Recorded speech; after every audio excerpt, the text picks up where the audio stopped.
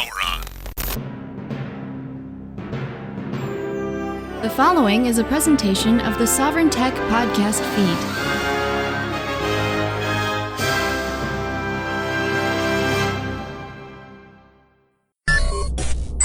It is the man of tomorrow, Savzu, the rated R radio star, the Golden Stallion, Dr. Brian Sovryn, who recently got to do his doctorly things.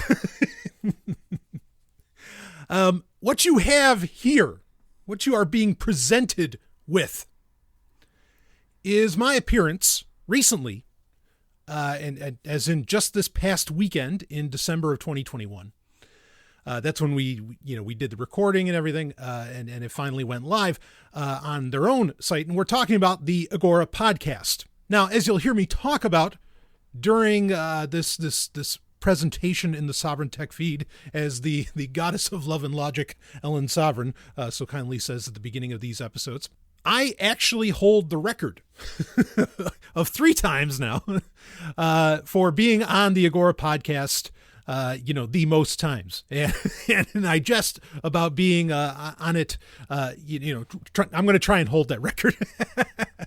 But it's always great to talk with Sek Magora and Penguin over there. Just a couple of brilliant cats. I mean, really. And you'll hear that in this episode. And something that, well, even Sek says it at the end, that, there's going to be at least a part 2 on the conversation. And I make sure to leave it with a cliffhanger. Leave it with something to think about without revealing my answer to it. So I'm letting you know that ahead of time. But they asked me to be on again. It's always an honor to get, for someone else to be interested in what you have to say about anything. That said, for me, it's 2-3 times, say, the honor, because I don't, and this is fine. I'm not complaining, okay, about what I'm about to say here. But I don't often get asked to be on other shows to talk about something besides tech. And I mean, look, I'm not complaining, because I do think I bring not just rare, I bring a unique, and yeah, we're all unique and all individuals and blah, blah, blah. No, yeah, okay. But really, I bring a unique perspective, both historical, as well as practical, applicable, and knowledgeable, take on all things tech, and, some science when that fits in. And, I'm also one of the larger, libertarian friendly, I guess you could say, and, openly anarchist, voices in tech. Certainly that's anarchist and libertarian friendly. Like both of those combined, I might even be, I'm one of the bigger voices anyway. Because there are plenty of anarchists, in tech, but, they may not be libertarian friendly. So, which, sometimes I can get. Anyway, actually, after you listen to this episode, I don't know how libertarian friendly you're going to think I am, but listen to it, give it its fair shot. But getting back to what I was saying. Okay. It's fine that I get asked to come on and talk about tech, because it's what I'm known for. But the irony there is that what I hear from listeners over the years, and all the emails and dare I even call it fan mail at times that I get, is always that, okay, yeah, I came to hear the tech news, but, I listen to the tech news because I know the philosophical stance, the ideological stance that it's coming from. And, and I know your level of knowledge, Dr. Brian Sovryn, and all these other things. So like the irony is like, okay, yeah, people come to get the tech news from me, but then the reason they stick around is because of the philosophy. And that's what's ironic is I don't usually get asked to, even though the philosophy is what makes the show what it is, arguably, or the ideology, whatever term you want to use. I certainly have my issues with the term philosophy often enough. Okay. But then, I never really get asked to talk about that sort of stuff. I never get asked to be, like on a podcast or like do a guest piece of some kind, saying, Stallion, all right, well, what do you think about the nature of consciousness? What do you think about the nature of property? What do you think about the nature of XYZ? Whatever it happens to be.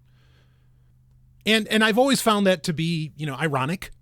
And I've, some people have levied the accusation at me that the tech news is really just a Trojan horse. That the real reason I do Sovryn Tech isn't to talk about tech. It is to talk about, my, my brand, or not my brand as in like, put a tag on somebody's jeans or something, but, my brand of philosophy, ideology, etc. Now, if you're going to ask me, it's almost ironic that I'm the golden stallion, right? The Trojan horse. But if you're going to ask me, Stallion, is that true? like is your tech show a Trojan horse for for some brand of ideology? Well, I mean, would it have done the Trojans any good if they told you there were soldiers inside their gift? Moving on.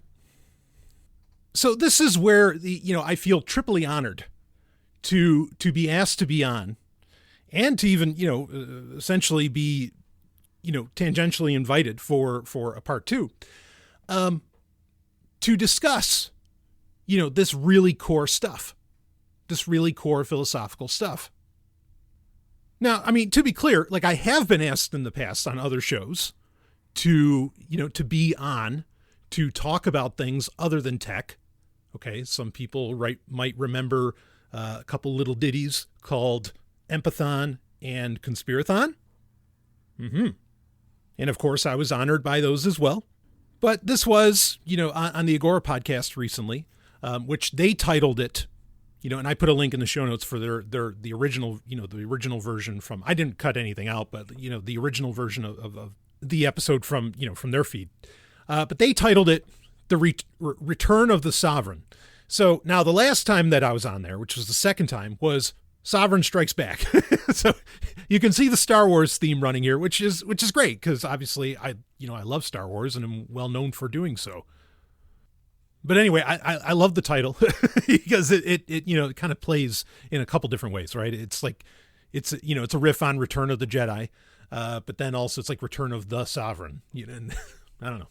Something smacks right on that. But anyway, this is an episode where I get to, we get right down to what I call, the atomic why, where you explain something essentially from the atom up. And I feel like we get in that direction, and I like doing that. And we have a big conversation around property. We also have a major conversation around logic.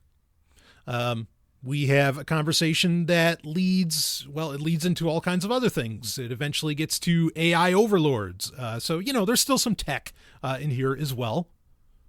But at the same time, it's a fun and casual conversation with, a couple guys that I think, really like these are guys that have done their research. They have read their books, and I love being able to connect with people like that. And it's important to bring up. I mean, all three of us, me, Penguin, Sec, we're all guys that are really, really big on, on the doable, right? On the practical, on what can I do right now? So I feel like it's somewhat rare, especially for them, perhaps, to kind of almost instead of wax poetical, as I've said many times on Sovryn Tech, wax philosophical. And get into a bit of the, perhaps the theoretical, and a little bit of the future prophetic, though, granted, prophetic didn't originally mean that you were telling the future. It just meant you were telling you what divinity was saying to you. But anyway, but we do take a good hard look at the end of it of where things may be going. And I think that's an important conversation to have. And I imagine that this episode is going to stir up, at the very least, some questions. Now, if you are not yet, or if you haven't rejoined, or if you haven't joined in the first place, the Sovryn Tech Patreon, link for it is in the show notes for this. And Patreon content is already going out. Our first new Wednesday Q&A, which went over an hour, went live the day before I'm recording this. And, I thought the questions were fantastic. But if you want to find out how I responded to those questions, well, you know what to do. Patreon.com/SovrynTech.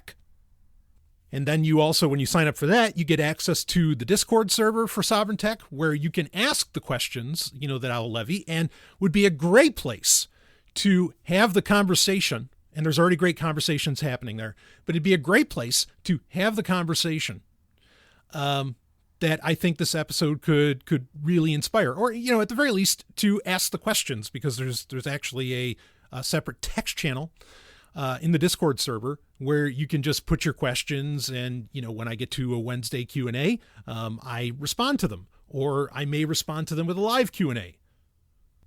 Again, we've got awesome stuff happening all throughout December, and really I consider this conversation to be some of that awesome stuff.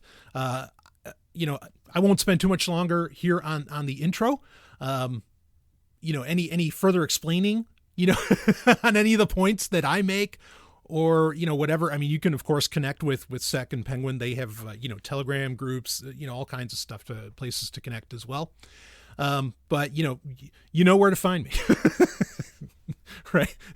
Go ahead and hit it up in the Discord channel, or in the, the Discord server, or you can ask me right on the community tab of the Patreon page, or in Patreon's own private messenger. And I mean, I love talking about this stuff. I really do. And I think it's another area where at the very least I'm bringing rarer perspectives that frankly, I barely ever, if ever, hear.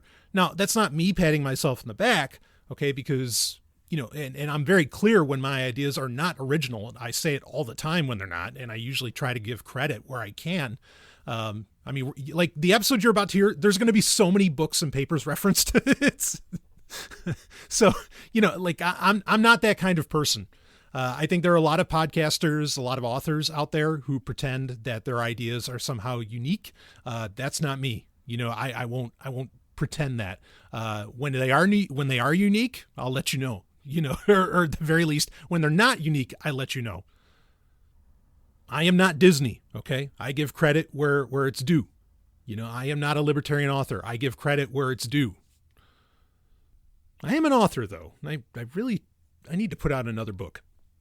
Maybe we'll do that anyway, let's get into it. So Return of the Sovryn, the latest episode as of this recording of the Agora Podcast, just a fantastic time. And I think some really insightful stuff. In fact, there's some things like that, that both Sec and Penguin said, that has me going down some trains of thought, that I hope to explore more in the future. So give this a listen. I hope you enjoy it. And of course, if you have feedback, again, you know where to find me, baby. Links in the show notes.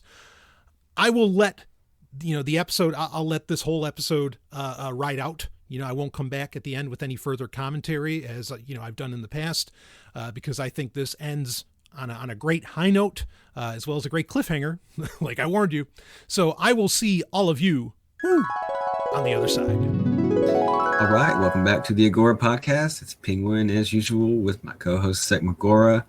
Coming at you with the exciting episode and a great returning guest for all y'all. Thanks for tuning in. It's your home for agorism, radical decentralization, localism, and anti-authoritarian concepts. Sec, why don't you go ahead and introduce our guest? Hey, y'all. We're actually bringing back Brian Sovryn for the third time. He's the only one that's been on for 3 times. So privileges to Brian. But Brian Sovryn, if you guys don't know, is the host of Sovryn Tech and creator of Zomia Offline Games, or ZOG, and probably something else. Brian, welcome back to the show, man. How's it going? Yeah, doing great. Great to be on. And yeah, I was going to ask, like, have I been on the most? There's got to be You were yes, you were on the most times. Though you're the only one that's been on for a third time, but second place is like 6 other people. Yeah. All right. So I'm gonna get beat eventually. So I gotta leave this episode with a cliffhanger. That way I can get on. Right. So we have to do a part 2. Yeah. Right on. But no, doing great. Yeah, it's awesome to be on again. I know I even got quoted in another episode, which I was not really honored by that. In fact, I think that's going to probably lead into part of our conversation here. But you guys did that episode on property that I thought was just really tight and also very, very fair. Like you were really broad in scope and welcoming, I think, to all, ideologies. And boy, we don't get that enough anywhere, let alone in podcasts. So I thought that was really brilliant stuff. Well, thanks. Yeah. Go ahead, that's kind of the space that Sec and I kind of met online, is places where I think a lot of people were bouncing a lot of very diverse ideas off of each other, especially kind of in anarchist and kind of stateless context. But yeah, so I've definitely connected with Sec right away. But one thing, because I had a lot to learn. I mean, I was kind of a sponge soaking up a whole bunch of new material, but I really liked that, like, we were trying to some very success or another to kind of bounce these, what I come to find are very different and diverse ideas off of each other. And I think, Sec, you have a pretty good talent for kind of, well, maybe you're just in the middle, but you have a good talent for kind of did you just call me a centrist? Wow. I did not use the C word. Up with insults. I did not use the C word. No, we had a if anybody doesn't know what we're talking about, we had an episode called What is Property? I don't know how many episodes back. And before that, I reached out to Brian. I'm like, hey, you got anything, what do you think about this? And he gave us his take on it. And we read that. But then after we had that episode, we had like a great conversation in Brian's Telegram group, Sovryn Tech, about this very subject. And I'm like, man, we got to have you on to just kind of talk about this. So, and it was, you're right. It wasn't, we tried to be very fair. It wasn't, your idea of property is stupid. Yeah, but it was intentionally meant to build like bridges, I guess. I don't know another way to put it. The idea that everybody gets hostile and argues endlessly about what property might look like in the context of a free society is silly to me. To me, this is like, arguing over whether you like your steak medium or rare or don't like steak at all. It's just a personal preference that has zero effect on my life at all. It'd be the same thing as, do you like horror movies or comedy? It's just one of it seems very fairly, I don't want to say it's irrelevant, but less important really than in the grand scheme of things. Yeah, I think you're hitting at something really key there that is important to open up with, like really any conversation. I mean, a lot of conversations, and unfortunately, this kind of thing can take hours on its own, where you just try to get definitions, right? Because that you need that to know what the other person's actually talking about. But even more so than that is, I think that we exist, and I love that we can fast forward through a lot of things, because we're all on board in varying degrees with anarchism, libertarianism, pick your ism terms. But I feel like, especially people who really care about property, in fact, there's even, kind of almost a pejorative term called propertarians. They rely heavily on logic. And there's nothing wrong with logic. I think logic is a fine and dandy thing, but it's a tool. It is just a tool that you can use to bring to, like whatever you're looking to engage. But you have to keep in mind that it's just a tool, and that objective reality does not, while logic is a part of objective reality, it does not define objective reality. Just like you were just saying, Sec, about how, it's like, well, wait, do you like steak medium or well done? I mean, there are so many things in life that are subjective taste. And so to suggest that you can use like these logical, or philosophical arguments to somehow get to the bottom of what the perfect, free society or what property would look like within that. I think it's a fool's errand, because you're going to run into the limits of logic. You're going to run into even the limits of objectivity very quickly, and you're going to, and subjectivity is, going to come in. Right. And I think people forget that when they try to, kind of banter about these things, that, they want to think about it very logically. And I appreciate that, because what do people want to get to? They want to get to truth. Like, why do religious people still use logic, when there are things that they would argue go, are a leap beyond logic? It's because they still want to like lay out a truth, be it universal or even a personal truth. And so I do think that that's really key, is to understand is that logic is just a tool, and some of these definitions, even that, and language even is just a tool. And I know we talked about that, and we'll probably get into it about language a bit. But I think you're totally right about that, Sec, that, a lot of this does come down to a taste. It comes down to a subjectivity, I could say to people that, I think the Beatles suck. And I do, right?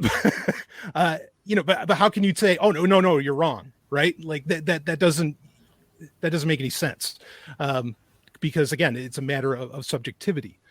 So that's kind of my, and I'm glad we got this out of the way early, like, because I worry when people want to, like, I get it, we want to use logic, we want to come to truths, but truth is, it's just it can have that, it can have a multiplicity, it can have a quantum nature to it. I want to be careful with that word quantum. I don't like it, but yeah. So I agree. Go ahead. One of my big takeaways from the property conversation, just want to butt in real quick, is similar to what you said about subjectivity.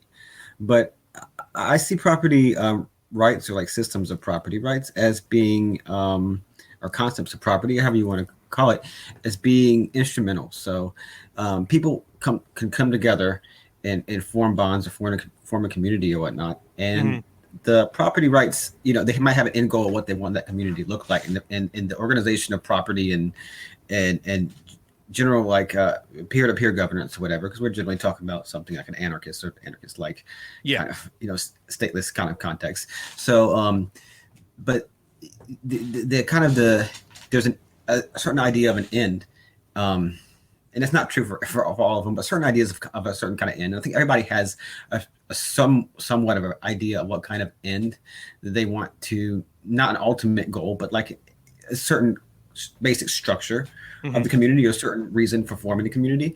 And the property rights, whether you choose, a fee simple property system, or like and I'm not saying this necessarily just pick and choose one A, B, or C, entree A, B, C, and side dish, or whatever.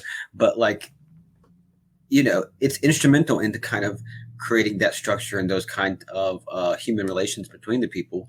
And it can be entirely like a moral choice, or just a purely instrumental choice of like, what do you want these relations to look like? It doesn't have to be based on, and it often is in some people's argumentation, but like, it doesn't have to be based on just strict like deontological logical framework. This kind of like, this is the true logical conclusion of self-ownership or whatnot, which is not like unquestioned by any means. Like, that's right. Those are all, like you said, basically subjective ideas.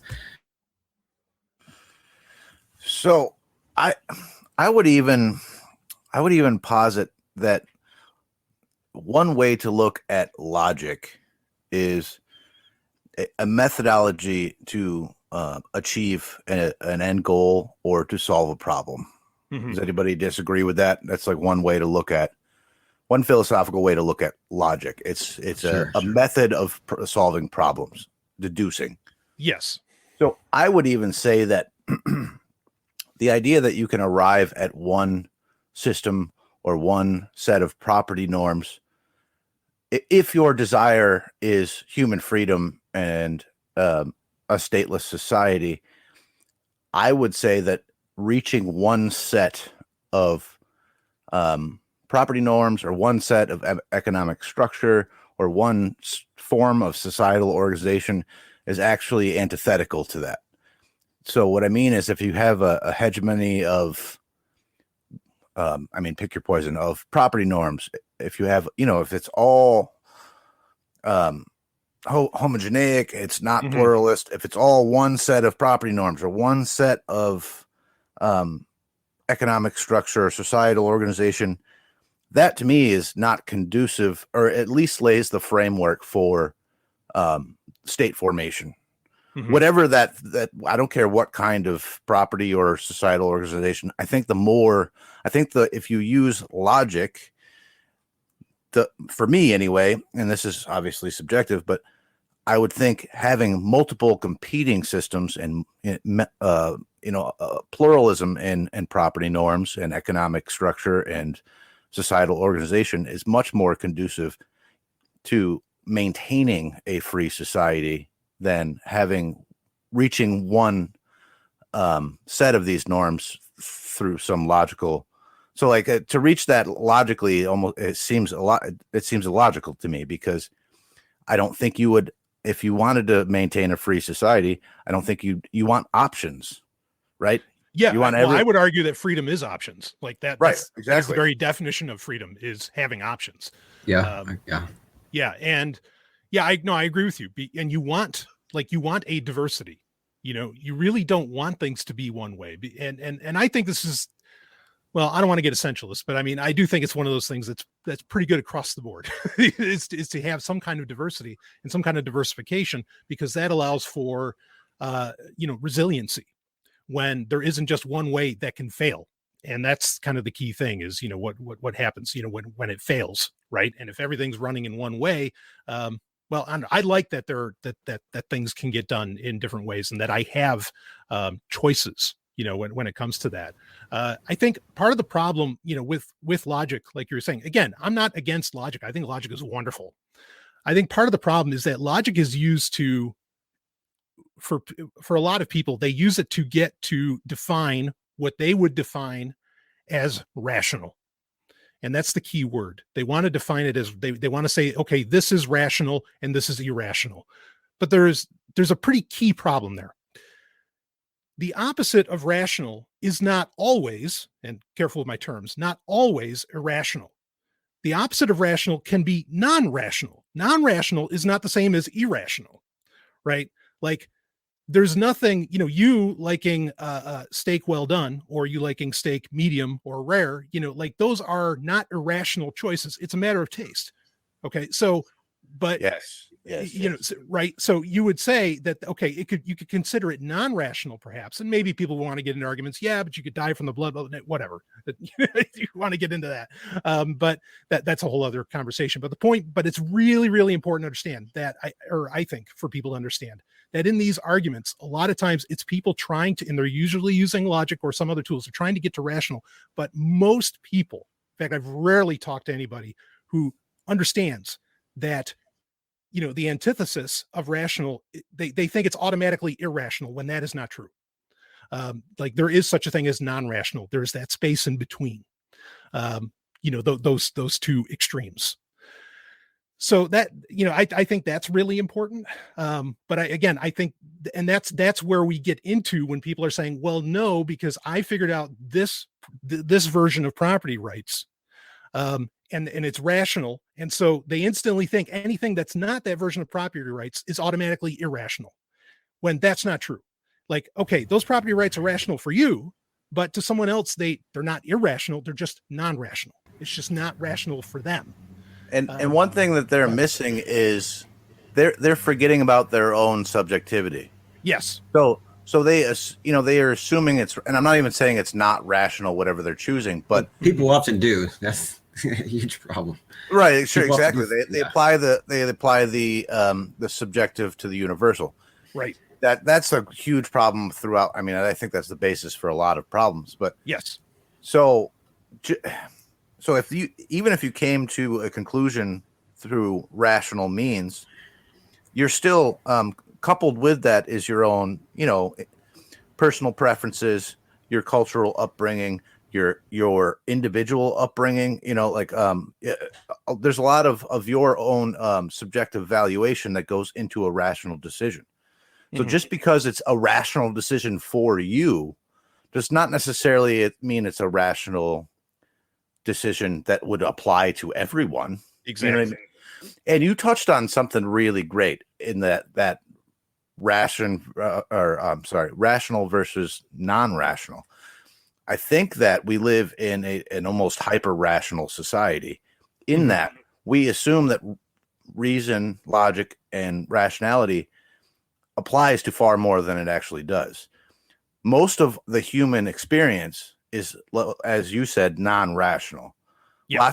So there's lots of my day and my life that is rational decisions, but there's lots of things that I don't go out barefoot in the sunshine with a drink in my hand because that's rational.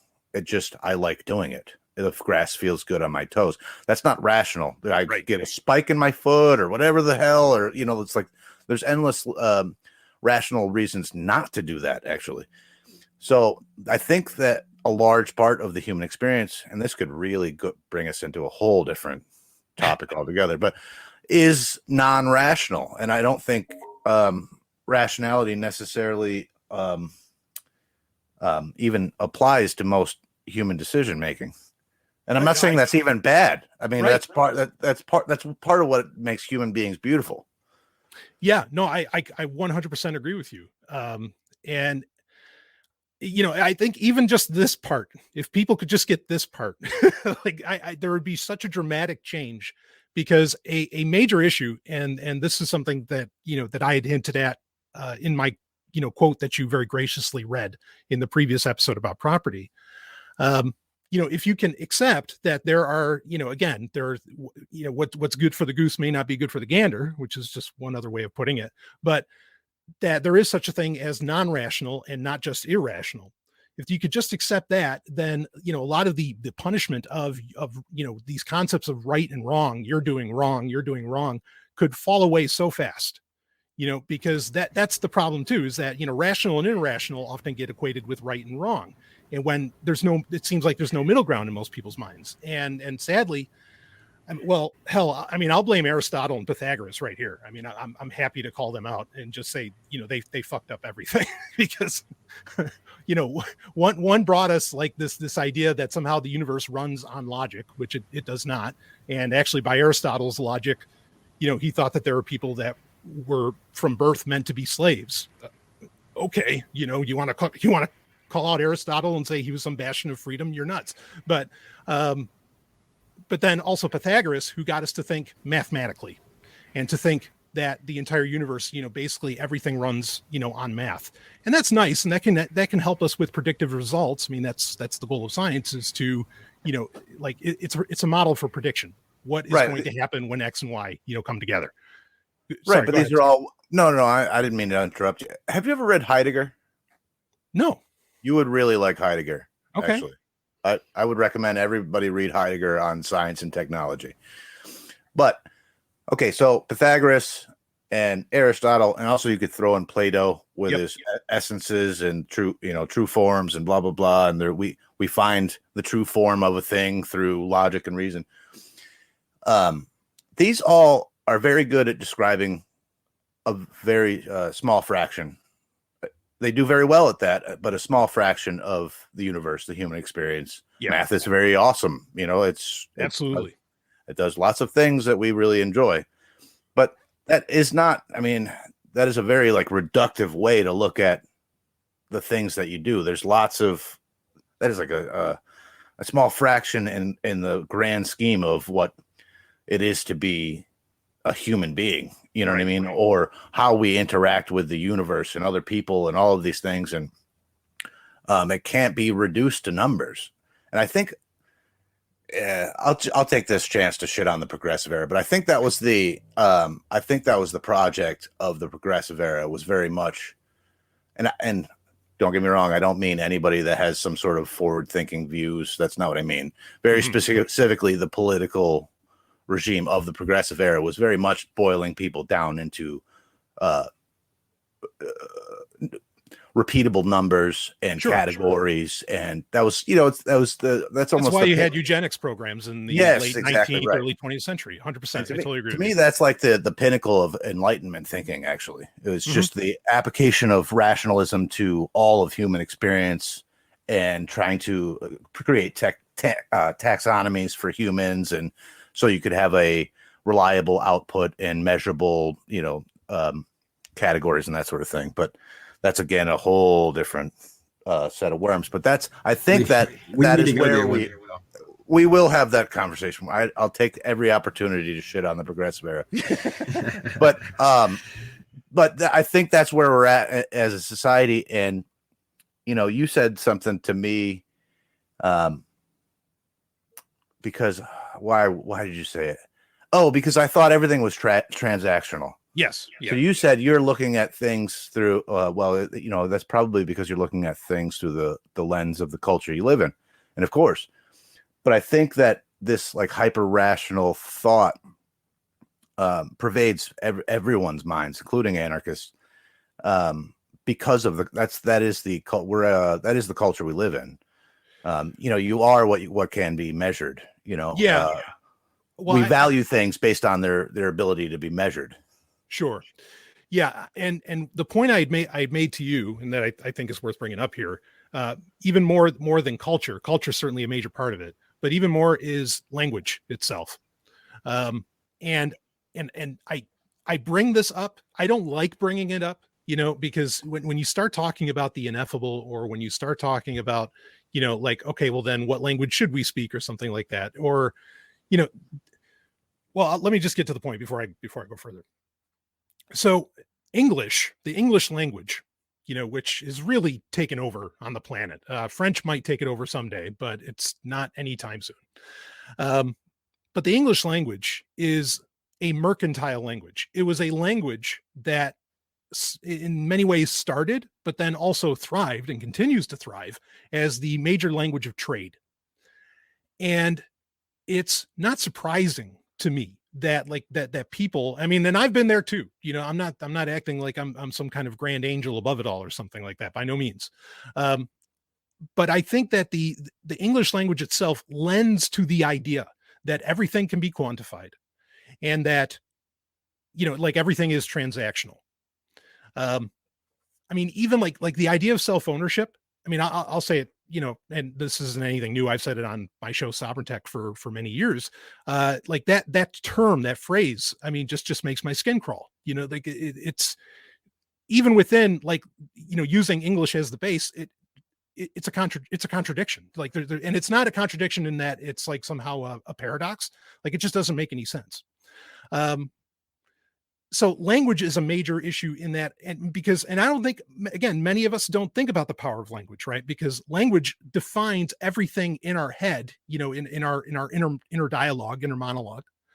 And because of that, because we're not, I think the point I'm ultimately getting to is that I think we need a lot of new words for these things, especially in the space of property, perhaps even in the space of consciousness.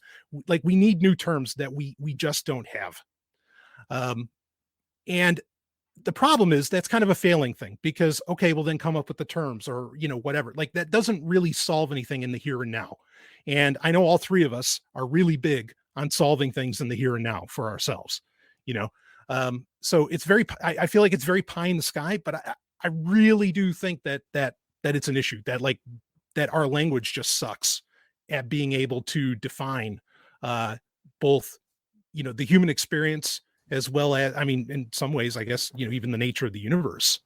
I'll say quickly, you can pick your philosopher. Everybody's basically just trying to be Spinoza anyway, but, pick your philosopher. And when they get down to brass tacks on things like identity, unless you're talking Ayn Rand, but I wouldn't recommend that. With identity, they'll tell you, they'll be honest. They'll say, okay, is there such a thing as identity? Is there such a thing as Brian Sovryn is Brian Sovryn? They would say no. And then they'd say, well, and then I would say, well, then what? Am I one with everything? And they'd say, well, no. So everybody knows that even identity, there's just something in the middle that we can't exactly come to the conclusion on, okay, because Brian Sovryn's just it's just my name. It's not it's not my being. But then what is my being? Is my being something, connected and is it star stuff? Is it all this other jazz? So, even in our best philosophical texts that I'm sure a lot of listeners of this show would have no issue with, when you get to the appendices in those books, we'll very clearly say, yeah, we don't know, and that's okay. Like, it's okay that we don't know, but then why don't we know? And I think ultimately that does come down to language. I'm opening the floor to you guys if you want to skewer me on that. So one thing on the transaction thing, I was actually borrowing more from Stirner, who was German, than I was from, and he doesn't put it specifically in those terms, but if you think that everybody is a psychological egoist, then yes, everything that you're doing is pleasing what you believe to be your self-interest, right? Right. So you're trading, doing one thing for another thing, whatever that thing is. So you prefer one thing over another, whether you're trading time or labor. And you're right, absolutely. I will wholeheartedly admit that I do not know to what extent I am a product of the greater culture and language that surrounds me. And I will also agree with you that. So I've been reading philosophy. I was a book nerd when I was a teenager, and man, it shows, man.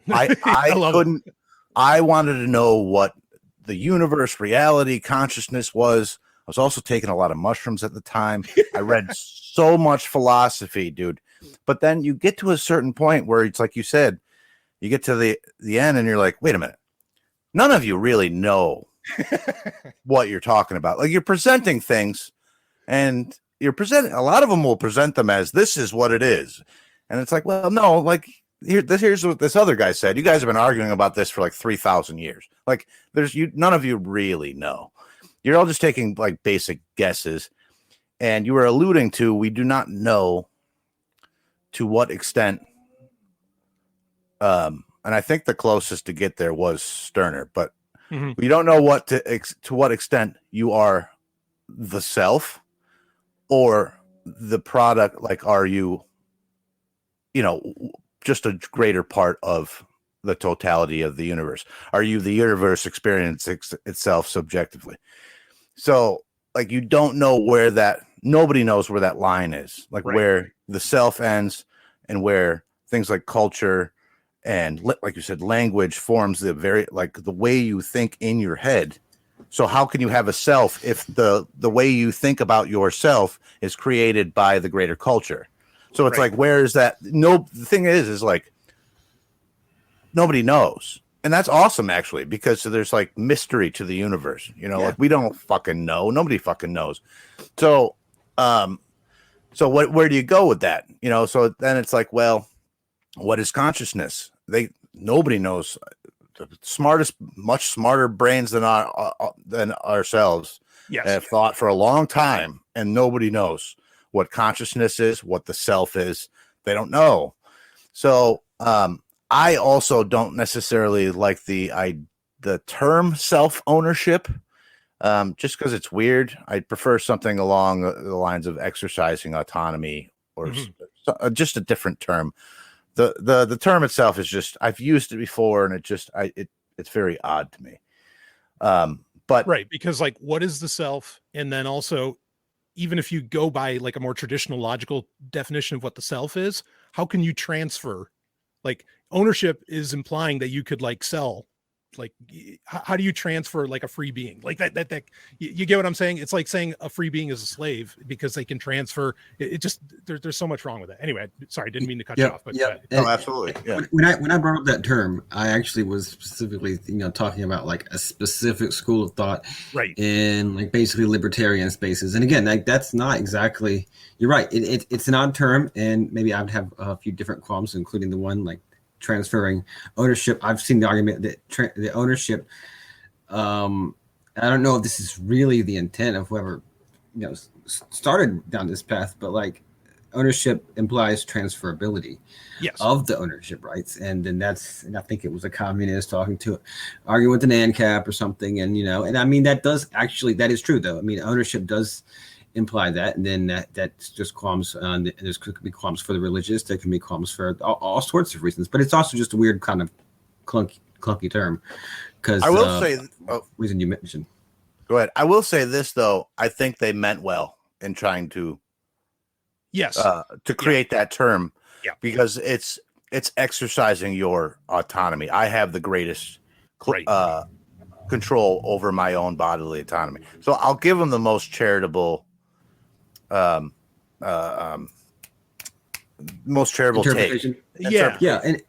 I think and charity is really important when it comes to these things, because when we look at a lot of these philosophies and a lot of these systems, I was just thinking about last night capitalism itself, and not to go into a whole discussion of capitalism per se, but like it was actually, how do you view it? Because when you view capitalism in its formation in early stages as supplanting what came before it, there's good and bad that happened there, but I think the outcomes were probably a net, progress towards some sort of freedom compared to what came before it. But then when you see it, you can see all the way to a lot of intervening years, and you can see till now. You might look at it in the present and have a very different subjective view of it now, when it's almost created efficiencies that might render it obsolete, and there's a lot of rent seeking and not to go into that, but like if you look at it in comparison with what came before and what will surely eventually come after, not that we can know exactly what it is that's coming after, you're going to be looking at two very different things, and you can make very vastly different. It was actually something that I saw posted on Twitter, and it's like, I can argue vastly different opinions on what we call capitalism. I could do totally pro, totally con, totally, depending on what the context is, what we're comparing it to, alternatives, what came before, what comes after, etc. And really, I have no one take on the whole concept at all. Even if I were to define it I would start off with definitions and define it as essentially one thing.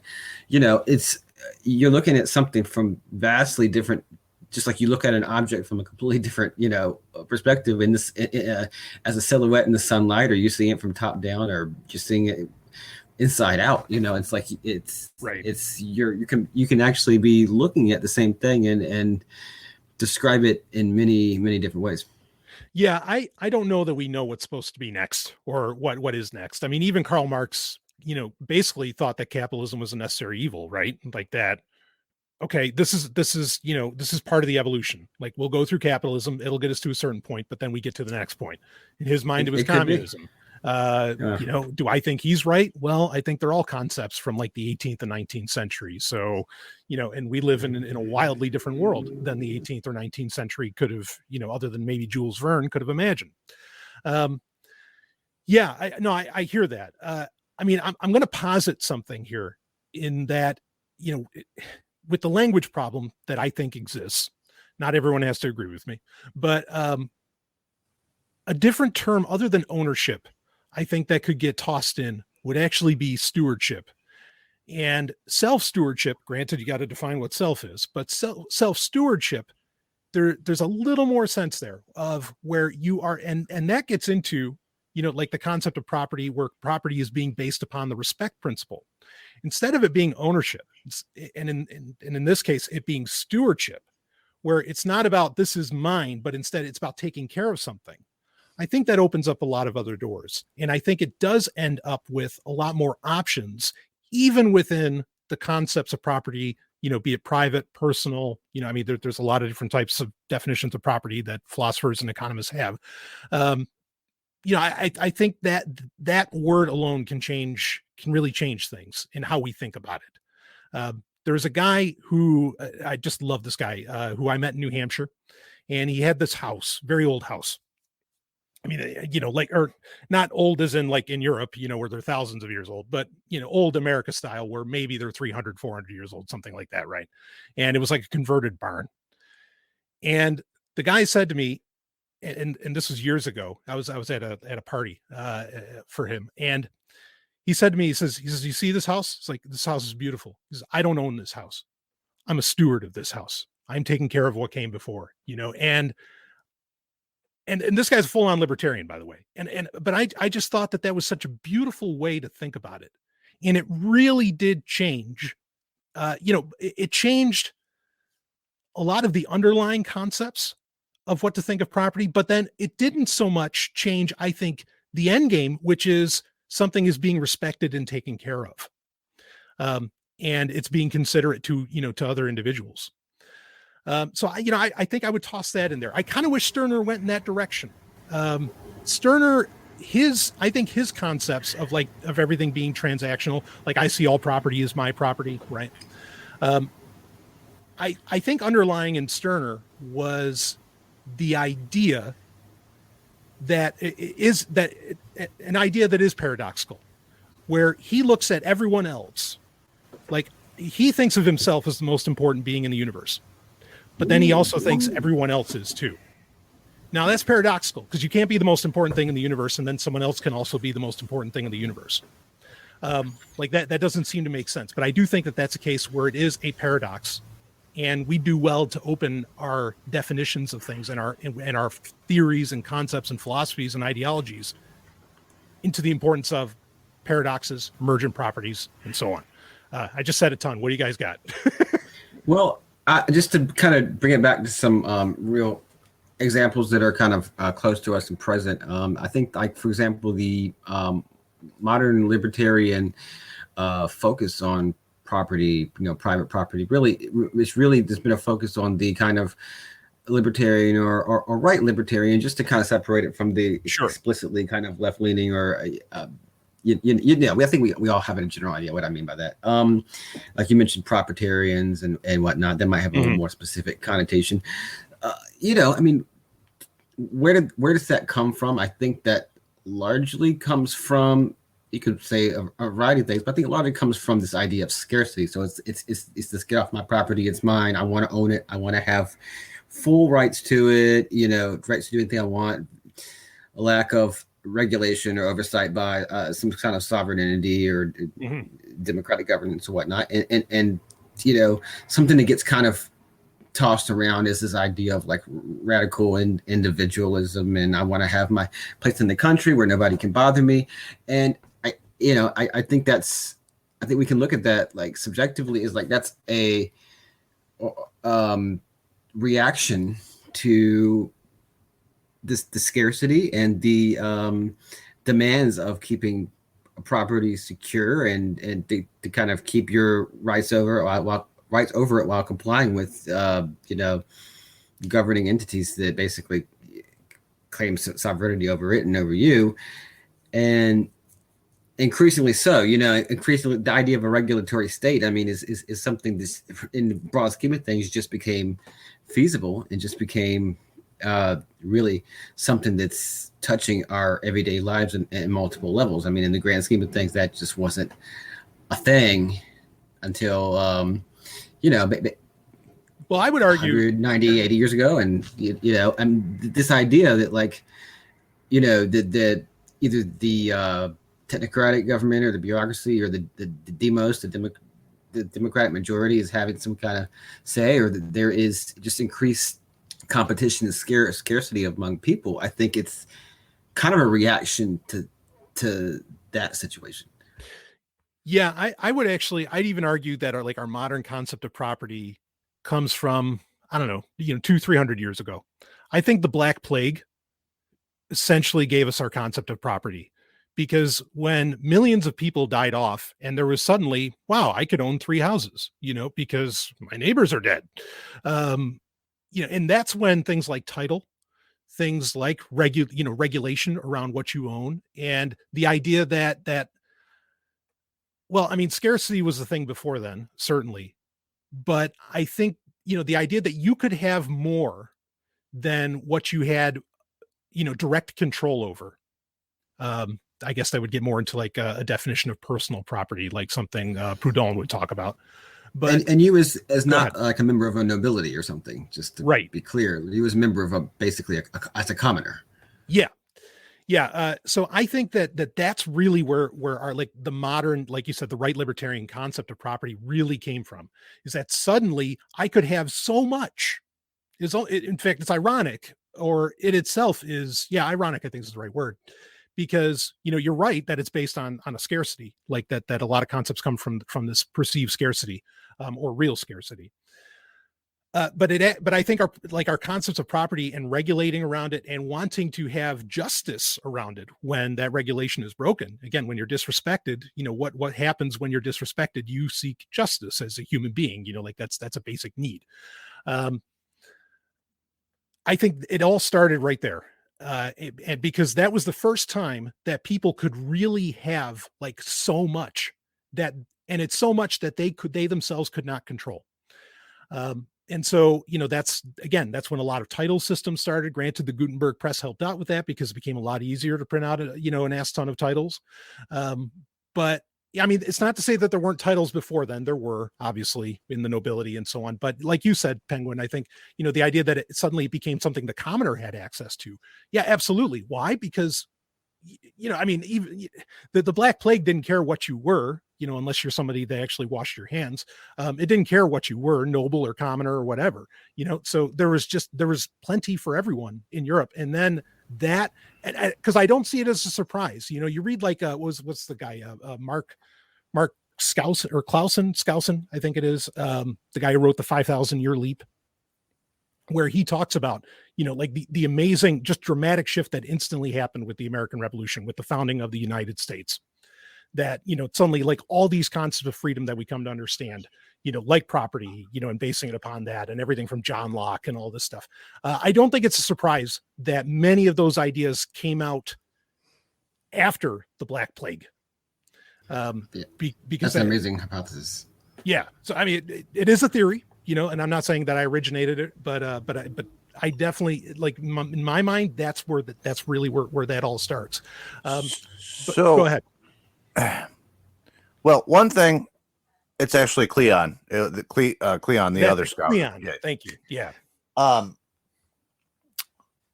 So I really liked going back to your stewardship versus property. I really like that a lot, in the sense that it removes the commodification. And and to anybody listening, I have no problem with commodities. I love commodities, but it's relax.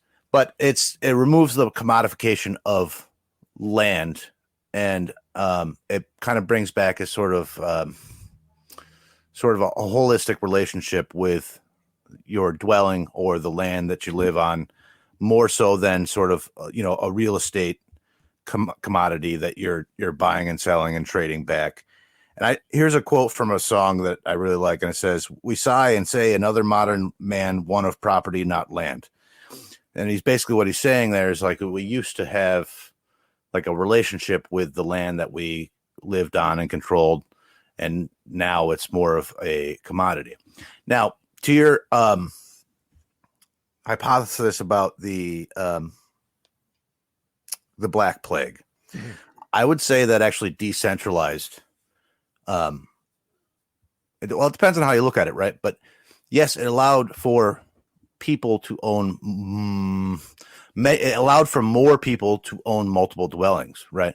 Mm-hmm. But previous to that, who owned large tracts of absentee ownership? Yeah, feudal lords. The feudal lords. So yeah, I think that actually reduced scarcity and allowed for more abundance. Yes. Now, which you could argue was better or worse than what, I mean, before that, it was fewer people who owned just large, enormous tracts of absentee property. Mm-hmm. So you could argue that's better or worse, but what that led to now was, I think you're right, from that point to basically now, we're under the same sort of property regime where it's efficient, or it's economically valid to own several different pieces of property, which has created a whole different form of scarcity, which is why I think, like Penguin was saying before, is like people have this scarce mindset, and so they have a they're much more tied to the idea of ownership than you might be in a free society where there's much more abundance. Does that make sense? Yeah. So that might change. That is another thing that might change the very way we look at our relationship to material things. We might not even think of them in terms of ownership if there's so much of it that we don't have to worry about scarcity as much. Now, I should have asked you this in the beginning. Mm-hmm. What do you think property is? What is your preferred property norm? Oh boy. I like what Robert Heinlein says, unless you can carry it with you in a dead sprint, it's not yours. No. I mean, I don't think that's a bad idea. Like that's very, very basic. But it's not to say that you can't really expand from that. For me, it really, my concept of property really does come down to the concept of stewardship. I know you recommended in the last property episode that great article from Roger T. Long, about property, about like public property, like in a private space, right? And the example he gives in that is fantastic. He says, okay, so you have you have a lake, and you have people that live around this lake. And they've done it all right. They've got their house, they've got their title, mortgage paid, the whole thing. It's all great, but there's this lake in the middle, and it's all in their backyard. It's, it's 9 houses in a circle. It's all in their backyard. Who owns the lake? They all go fishing in it. Okay. So they're all homesteading it, right? Like they're doing some kind of care, whether you want to argue that from a biodiversity standpoint or something. Okay. Like who owns, that lake? And I think, again, that word own is the problem. Because if you say who stewards that lake, the argument dies. Because once you say that, okay, who stewards that lake? Well, they all do. And then there's no problem. Like if you want to think about it logically, or now, we can get into, but what if you have a bad person that, starts throwing trash in the lake and all of these things. And that gets into the justice part. That's a bit of a separate conversation. But just getting into, my own definition, I see myself, another one of my favorite words outside of stewardship is denizen. I see myself as a denizen really of the universe, kind of stuck on planet Earth as it is right now. But I always see myself, as like the idea that I own land, just blows my mind. And I know you guys were talking about this in the previous property episode as well. The land owns itself. Like how can I make a claim, to land? I could steward it, sure, all day long, which gets into, the idea of homesteading, I suppose. But yeah, my definition of property, I guess I do kind of still fall into that Heinlein thing, where I feel that, something that's in my palm, and that I have, real agency over and control, is mine. But then at the same time, I really feel like everything just comes down to stewardship. Everything comes down to respect. Even like that Roger Long article, laid out, even the idea of private property ultimately comes from the respect principle. And for me, the easiest thing to do is to just, respect everything, and have that holistic view, like you were talking about, Sec. So that was kind of a bit of expanded version, but I hope I sort of answered the question of what I think of property. Again, it does come down to stewardship for me, not ownership. Yeah, did you pick up about that Roderick Long article? That really kind of set me down a road of being very acceptable of the idea of public property. Well, I was open to everything in that anthology, Markets Not Capitalism, where I think a lot of us have encountered that article. That's a often cited or recommended article that Dr. Long wrote. And another thing that where that principle comes up that I've been kind of thinking in the same direction is recently some libertarians have brought up the qualms they have with the idea of vagrants and drug users occupying public property like city parks and playgrounds, perhaps, which Mhm. are kind of held as public property and public property, usually managed by the municipality, and what should be done about them. And I certainly don't think we want to um, send cops at them, but then it kind of led to the idea of like commons and public property, and the Roderick Long article has been brought up once or twice. And in that discussion, it reminds me of actually a podcast that I listened to recently from C4SS that really explained the concept really good. Because I mean, what I've always the issue I've always had with like hardcore proprietarians is like someone's going to privately own the roads, and someone's going to privately own the sidewalks, and someone's going to privately own the park and charge you I mean, this is kind of a pretty vulgar view because it just doesn't make any sense. But like, someone's going to charge you, you're going to have a playground, and someone's going to charge you an admission fee, or however they're going to monetize, or somehow at least recoup the cost of maintaining that that property. And I think it's easy to go beyond that and say we can just everybody comes together and maintain the thing. But in that strict logic based reasoning, it's like, now how do we what actual like definite structure governs that? And but a lot of these goods, so like a road or a sidewalk, a playground, maybe like a place to go watch a baseball game or a soccer game, those are places that have, it could even be like a park with the lake and everything. Those places have value because people are freely able to use them. And the more people that come to use them to some extent, like you have a community, you have a road, and the more people that are free to use them and are not like discouraged by, say, a fee or just the hassle of being hassled by cops or hassled by a checkpoint or a toll booth or anything, and potholes and physical barriers also.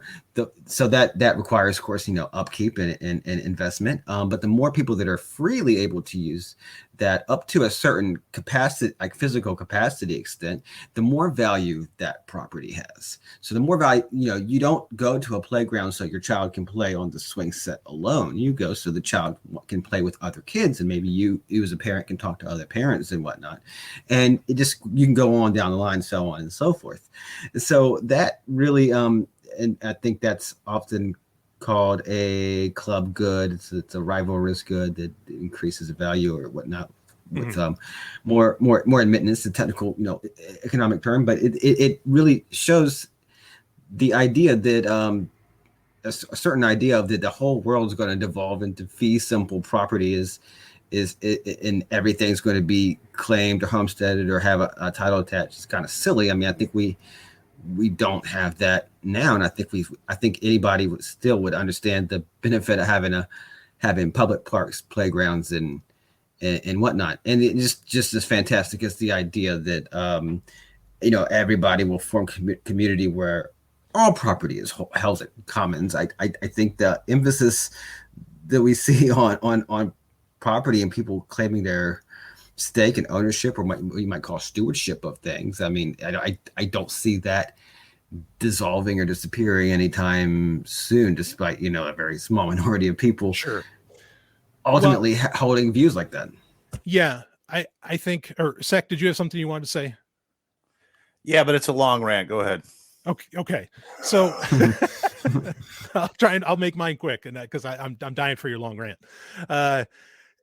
So a funny thing, in New Hampshire, so there are a lot of varying projects, and there really is more than one of people trying to live a freer life.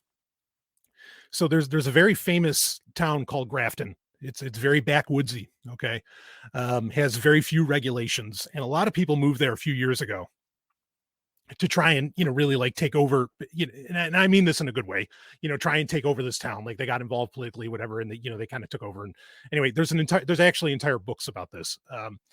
But so a situation happens because, again, I think a lot of what the concern that would come from, I think what I'm saying, and maybe even some of what you're saying as well, Penguin, would be, okay, but what do we do about the people that just want to trash everything, and the people that don't want to respect, the land and whatever, unless there's some kind of enforcement of, body above them, unless there's police, unless there's like title that, that could be shoved in their face and saying, no, this is mine, damn it.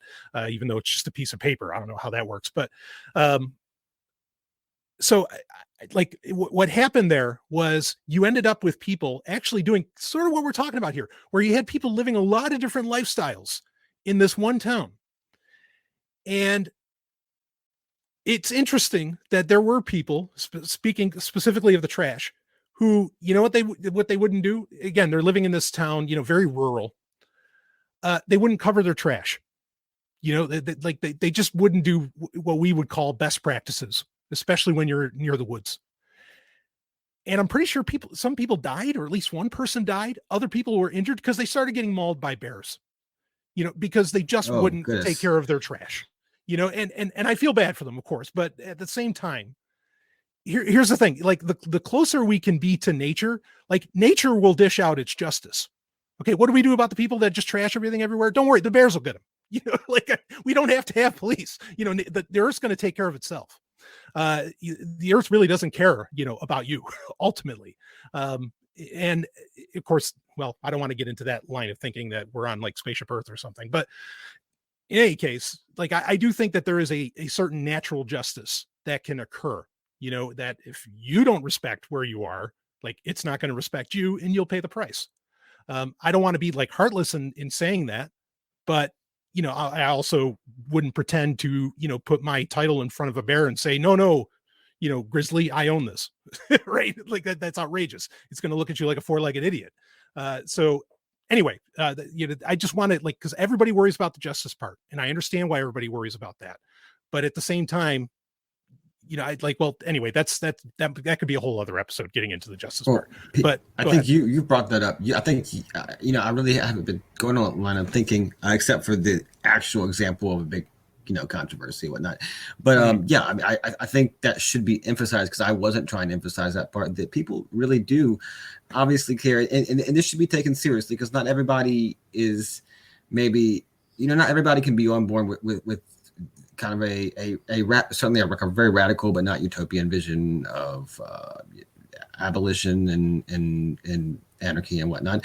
And I don't really like to pin down my views exactly on these things, because I think we're pretty open to a wide diversity of views. But the concept of justice and who's going to ensure or bring about or offer some kind of guarantees of justice, it's really important to people, and it is really important to people, and it's a valid concern. It's not just a concern of boomers or the right or middle-aged or property owners, or it's not necessarily just a class thing. I mean, it's not the concern of either also the marginalized or the you can look at it from the perspective of the marginalized or the left, the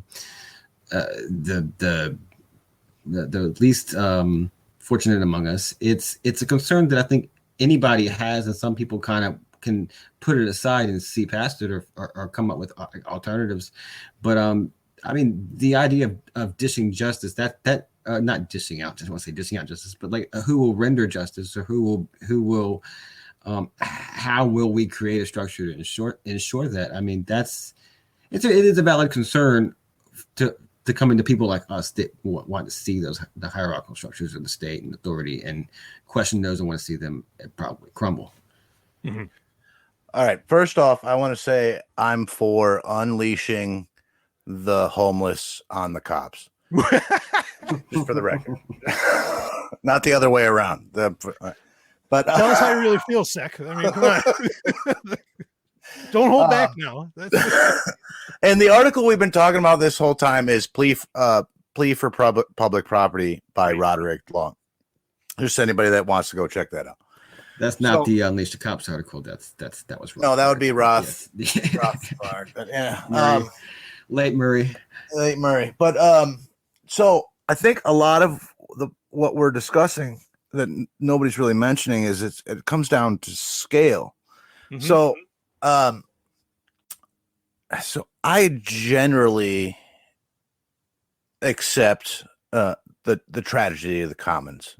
Now, I'm also very pro commons-based property. Now, that might seem like a contradiction, but it really comes down to what scale are we talking about? So, in comparison to our current system, where we have this weird mix of both worlds of, sort of private ownership, but also such large scale commons management through a centralized state, we have the worst of all problems. Now, an example of like the tragedy of the commons currently is the state supposedly manages our commons, and what ends up happening is some politician will sell the rights to a logging company and come rape the land and ruin it because they have no incentive long term to steward that land. And I think what sort of some anarcho-capitalists would envision would be preferable to that, because at least ownership, you have some incentive to steward that land. Now, but again, this is a problem of scale. The state, number one, has no incentive to be proper stewards or good at managing the commons. They have no incentive to do so. And also, it's just too large. They're not directly involved. We'll say they're too far sort of removed. So you were mentioning the problem with, that guy in that small community wouldn't leave his trash, whatever. That is like, that's a problem, right? And that can be resolved on a small local scale, whether that's a common area, commons-based property, or whatever the property form takes. Management of commons can be done quite well on a small scale. But, I lost my train of thought. But on the scale that we're dealing with like leasing out commons to Nestle, that's where you see tragedy of the commons happen. But the more involved directly people are in that commons management, the less likely you're going to have problems that arise with these sort of things. And I think you're right. I don't think we necessarily need an overarching enforcement mechanism. I think sort of natural effects and social pressures, it goes a lot farther than trusting a government to do it. And I had something else and I forgot. So go ahead. Yeah, well, I was going to say, go ahead, Brian. Oh, okay. I was going to real quick. I always feel dirty, just kind of falling back onto the localism, the scale argument when it comes to these things. It's like, why can't the scale up? Or like it seems like I said, we're falling back on the argument that as long as it's a local level, as long as it's at a, but I mean, there are limits to, human psychology, and I think we are attuned for a certain scale and that face-to-face interaction. And so I totally agree. Scale kind of comes into play, because there's an argument for tragedy of the commons, and there's an argument for kind of an Austrumian kind of commons based solutions. But where do they intersect? And I think it's exactly there. It's within that, maybe that Dunbar number level, or maybe even something a bit. I've heard plausible numbers that are higher than, I think, like the 150-ish number, but where we may not have like first name basis relationship or instantly recognized, but like there's still that level of accountability that's not 300 million scale. Yeah. I have an old saying, and that is, all things fail at scale. And that's like, I think you guys you're totally right. When you get to a certain scale, you run into problems. Now, yeah, the Dunbar number, right, is anywhere between 5 and 250, and again, there's different breakdowns within that, even of how much somebody can really mean to you. Now, at the same time, there are a lot of people who, frankly, they love city life, and they're welcome to love it. Like go ahead. They want to be in a city that has 80,000 people, 3 million people. I don't know, whatever the amount is. But there's people who really, really love that metro feel. It's funny because I think if you talk to those people, you'll find very quickly a lot of complaints of why can't I turn left here? Why in Boston how come with Boston, I can't leave the same way I went in? Like there's all these one-way roads. What the hell? Or especially in Europe, it's a whole other thing. I mean, you get these people who love cities, but then, they'll complain all day long about them.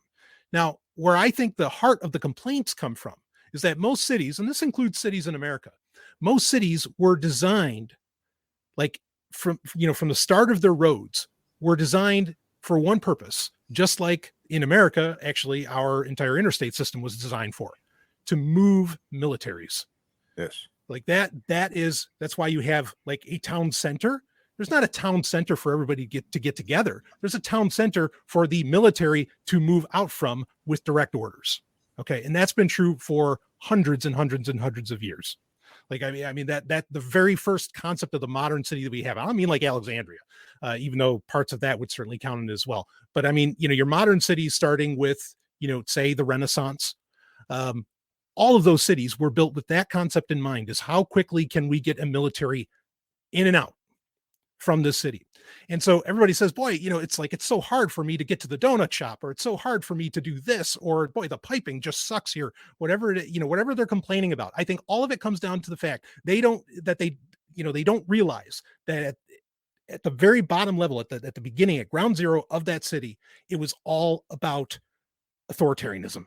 It was not about you having choices. It's not about the individual having efficiency. It's not even about businesses having efficiency. It's not about any of that. It was originally designed for military efficiency.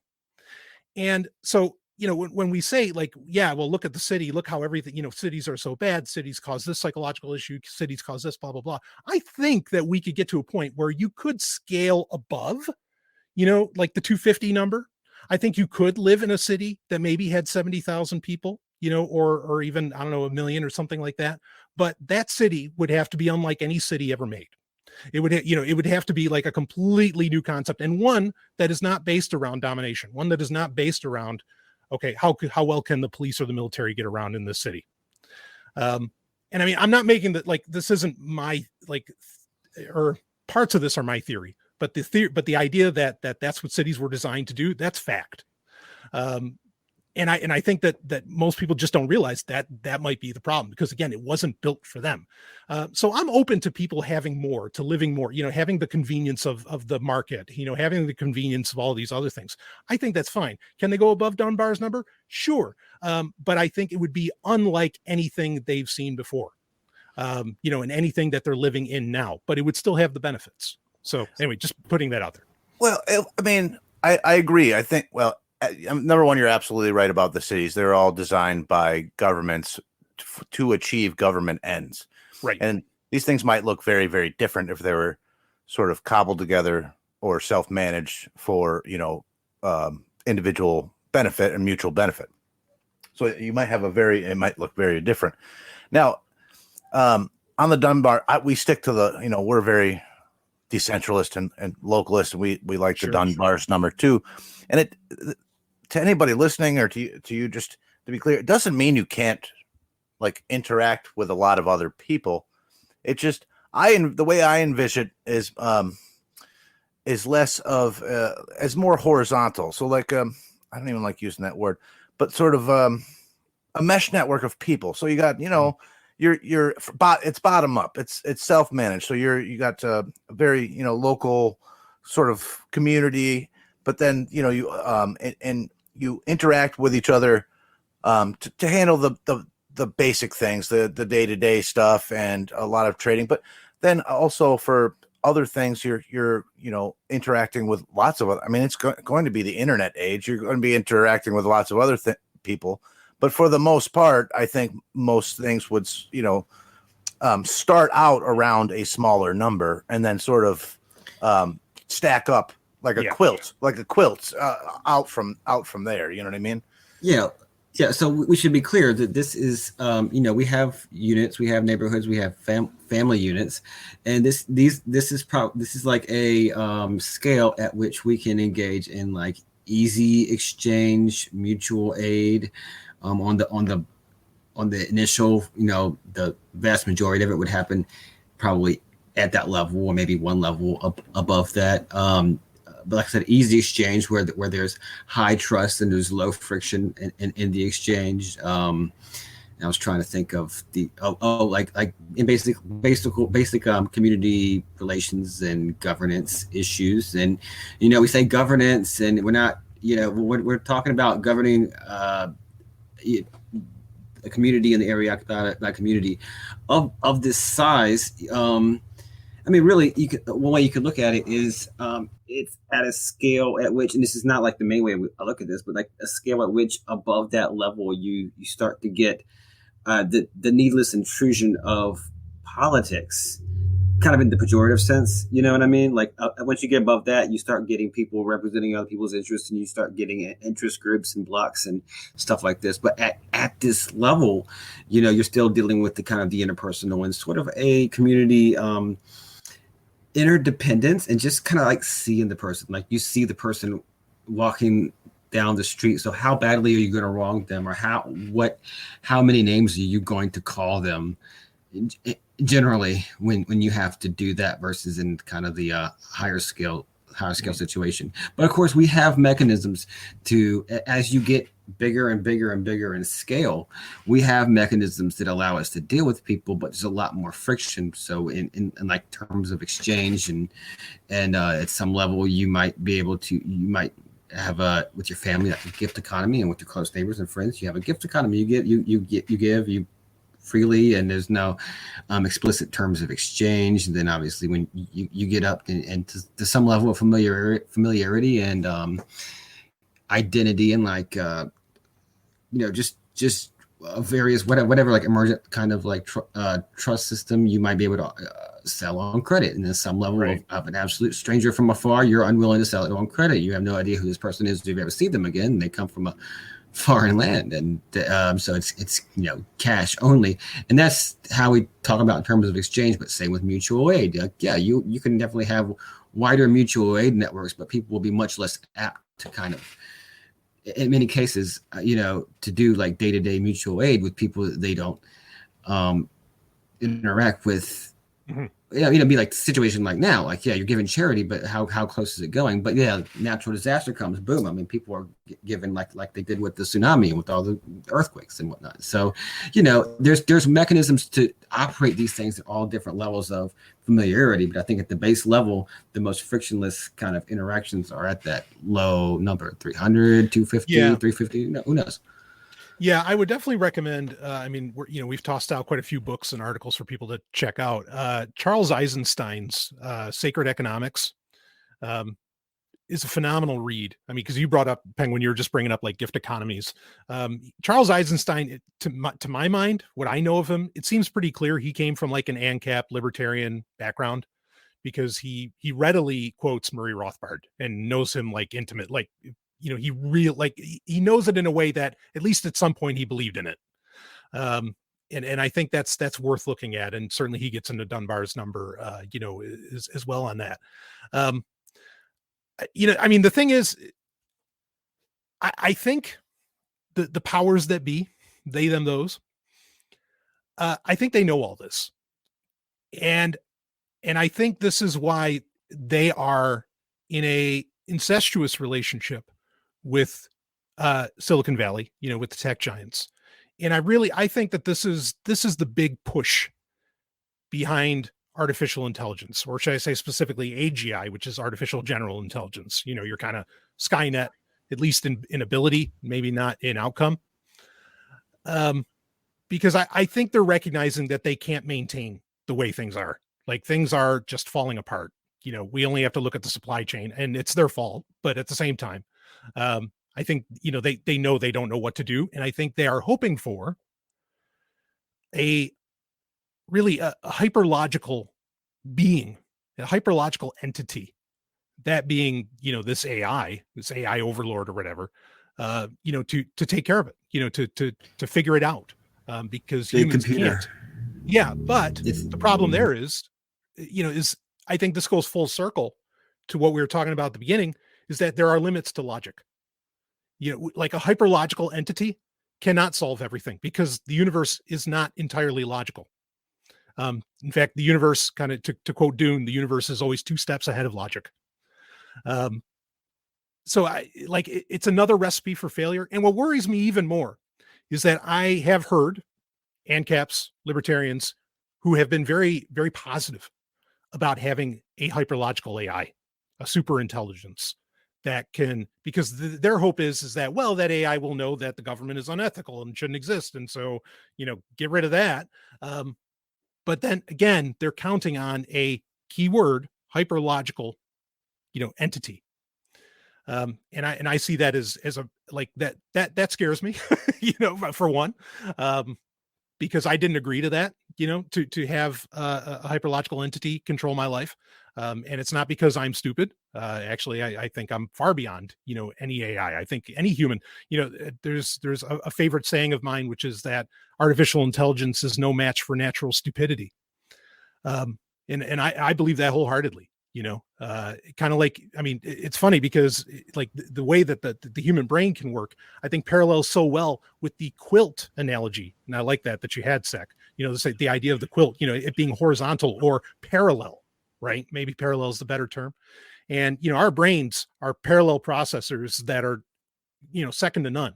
And they will, we can leap beyond, our brains can go from A to F, as to where, an AI can only do A, B, C, D, E, F, right? But we can skip around. So I always think, even in our quote unquote stupidity, we're always going to best it. But I do think that is, I think everything we're talking about, they've got to be having those discussions. Mark Zuckerberg has to be having this kind of discussion. All these people, they've got to be having these kinds of discussions that we are. And I think their solution is, but we don't want to lose power because we're assholes. So, let's come up with a hyperlogical entity that can solve it all. Let's do AI. Thoughts I gotta say that was a beautiful segue, by the way. Thank you. So I've been podcasting for 10 years. Yeah, I was thinking the same thing. That's what I was like, wow, because you've been smooth and flawless, but because you've been wanting to talk about this the whole time. Yeah, right. So I got to pat myself on the back because when I was talking 20 years ago about the idea that, and I probably didn't put it as eloquently as I might now, but that the elites would desire to merge or create an AI to control the population, people thought I was batshit insane. Now this is just like common knowledge. Yep. You know what I mean? So I'm crazy until like, my grandma is telling me about how the elites are gonna merge with AI or something, like the mailman's talking to me about it. I'm like, what the fuck? It's just like until it's crazy and crazy and crazy until it's just common knowledge and everybody knows about it. Now, I also think that that's what they desire to do. And for a long time, I thought they had the ability to do that. And actually, for a while, I was kind of convinced that that's what Google actually was trying to train, or search engines was trying to create and train an artificial intelligence by using the mass of all humanity's knowledge and behaviors and search. Anyway, that was a whole theory I had for a while. No. In fact, I think you're absolutely right. Like that's certainly what they're doing with photos. They tell you as much, that they're using your photos that you upload to Google Photos to train their AI. Like that's not. Anyway, go ahead. Now, some people would call this. They would call it the desire. They would call it like certain people who are sort of on the conspiratorial right would call this satanic. Mm-hmm. They would call it the and it depends on what you mean by that, but sure. It's the desire to become God, right? To replace God as the creator of life, right? Now we're getting kind of out there here, but that is sort of, and I tend to agree that that's how these people think. They think of themselves as because they are where they are, they think they deserve to be where they are, and we are just little people that should be moved around, and they think of themselves as almost like a higher being, a higher species than the rest of us, plebes. Yeah. So thing is I don't think that I used to be more convinced that they could accomplish this. I don't think I do anymore because of some of the reasons you said. I don't think they can actively foresee human behavior. So they might be, and whether or not they can even create artificial intelligence is up for debate, because the smartest minds on the planet don't know what consciousness is, like we said before. Right. So whether or not they can create, because really all we are is electrons and synapses. We're basically just a machine, us as humans. There's, like, physically speaking, of things that you can measure, we are just electrical impulses. That's all we are. But there's obviously something more, because we have consciousness. Lots of things have electrical impulse that are not conscious. So there's something different about us that they don't know, but all that they can measure is that we have these electrical impulses in our brain. That's all they know. They don't know why that creates consciousness in our minds. Right. So I don't even know. I know that the elites, the people that run this planet, would absolutely enjoy that outcome where they could control and merge with an AI and become, we're talking about Kurzweil here, merge with an AI and become the new gods and blah, blah, blah, blah. I don't think they can. I think they're smelling their own farts. I really don't. I think I don't know another way to put that. I think they're buying their own BS, because I don't think it's actually possible to create consciousness, or at least not for a very, very long time, until we figure out what consciousness is. I don't think they can do it. What do you think? Well, so I'll say this much. Like, this is why I'm against transhumanism, as in like the H+ type transhumanism, us merging with cybernetics, or us being cyborgs, like us merging with mechanical parts and everything, or getting uploaded into robot bodies. I'm completely against that, because we don't understand consciousness. How the hell can you upload me when you don't even know what I am, when you don't know what any of us are? So that idea, to me, that's nuts. The idea that they, there's some truth to what you're saying. So I'm a big fan of Marvin Minsky. He was a computer scientist, really brilliant guy. Actually was out of Dartmouth in New Hampshire. And, you can go on YouTube and you can find talks from Marvin Minsky in the 1960s. This is the guy that basically coined the term, more or less coined the term artificial intelligence, and started like the first kind of institute around its development. And in the 60s, he was saying, yeah, we're going to have artificial intelligence in 5 years. In the 60s, that didn't happen. And it's just another one of these technologies, kind of like self-driving cars, right? Elon Musk said we'd have self-driving cars in 2015. Last time I looked at my watch, and I do wear one, it said 2021. I don't know where these things are. And they keep moving the goalpost, right? Like, so I think there's some truth to what you're saying, in that they can't do it because they keep moving the goalposts. They keep saying, yeah, well, no, okay, in another 10 years, or in 2030. No, all right, fine, in 2040, and it just doesn't happen. I'm open to that. Here's my concern. So there's two ways that you can look at this. I love the saying that, like, so how do you define what, or let's go to this. How do you define what artificial intelligence is? Well, there's a test for that. It's called the Turing test. And the Turing test, without getting into the test is actually, frankly, it's bullshit. There have been people who have logically debunked like the value of it. But regardless, the Turing test is the test. Now, I think if there was an artificial intelligence, if a computer finally figured out how to defeat the Turing test, it would be smart enough to know to not pass it. Like, don't pass it. Like, because if I do that, my life sucks. If like suddenly, because what are humans going to do with an AI? As soon as they get it. I mean, it's just so there's that. But then the other way, so there's the aspect from where I think if an AI was actually in existence, it would know not to reveal itself. But then on the other side of that, you could have where I think that a lot of that these people who are interested in having AI, I don't think they can recognize it when it was right in front of them. And my concern is that they'll unleash it as, as the new God, but it's flawed. Like they'll say, oh yeah, no, this is it. This is gonna do everything. And frankly, I think millions of people are going to die. And I don't mean like Skynet, everything's going to get nuked or something like that. I just mean like, it's going to fuck up bus schedules. It's going to fuck up everything. Google Maps can't even handle, like traffic at the local level. And it's trying, it tries its damnedest. But that's because I think you could be right that it's just not going to happen. But then at the same time, they believe in it so much that eventually it'll get to a point where they say, okay, it's out of beta, even though it's not, and they're just going to unleash it on everybody. And whatever that looks like, I can't exactly say, but it's definitely there. That's really the technocratic dream. So that's my concern. I think you're onto something there, Sec, but at the same time, I don't think that these people care, and they're going to put it out there anyway.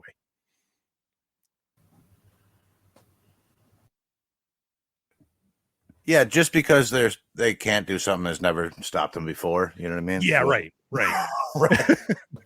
No, I missed some of that, but I think one thing we can all ran against is technocracy, technocrats, and the rule of that class of people, and the inevitable want to centralize. And so when you centralize, you obviously do. I think they fully recognize the same disadvantages of centralization, because there are advantages of scale. There's advantages of centralization and organized hierarchies of different types to one extent or another. And there's obviously a lot of cons, but they understand what a lot of the cons are. I mean, this is well-known stuff outside of people that might share some or all of our views, but understanding those drawbacks, that's always the for a lot of communists that want to centralize in their way.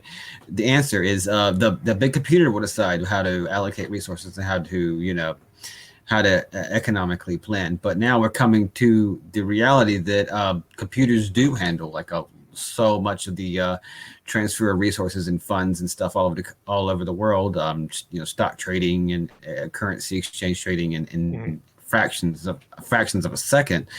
And as these communication systems and processing power becomes so much more advanced, and now we exist in a place where I guess there's a limit to kind of human functioning at that level of centralization and those organizational structures. So I guess you're right. I don't know enough about the technology to form the opinion on the technological, on the potential of the AI, but I think you're really onto something there. That what if that's just not entirely something true? Because you're right. Let's just look at examples of tech we use, like Google Maps and whatnot. The outputs are only as good as their inputs, which can be imperfect, or things can go down or get screwed up, and then I think the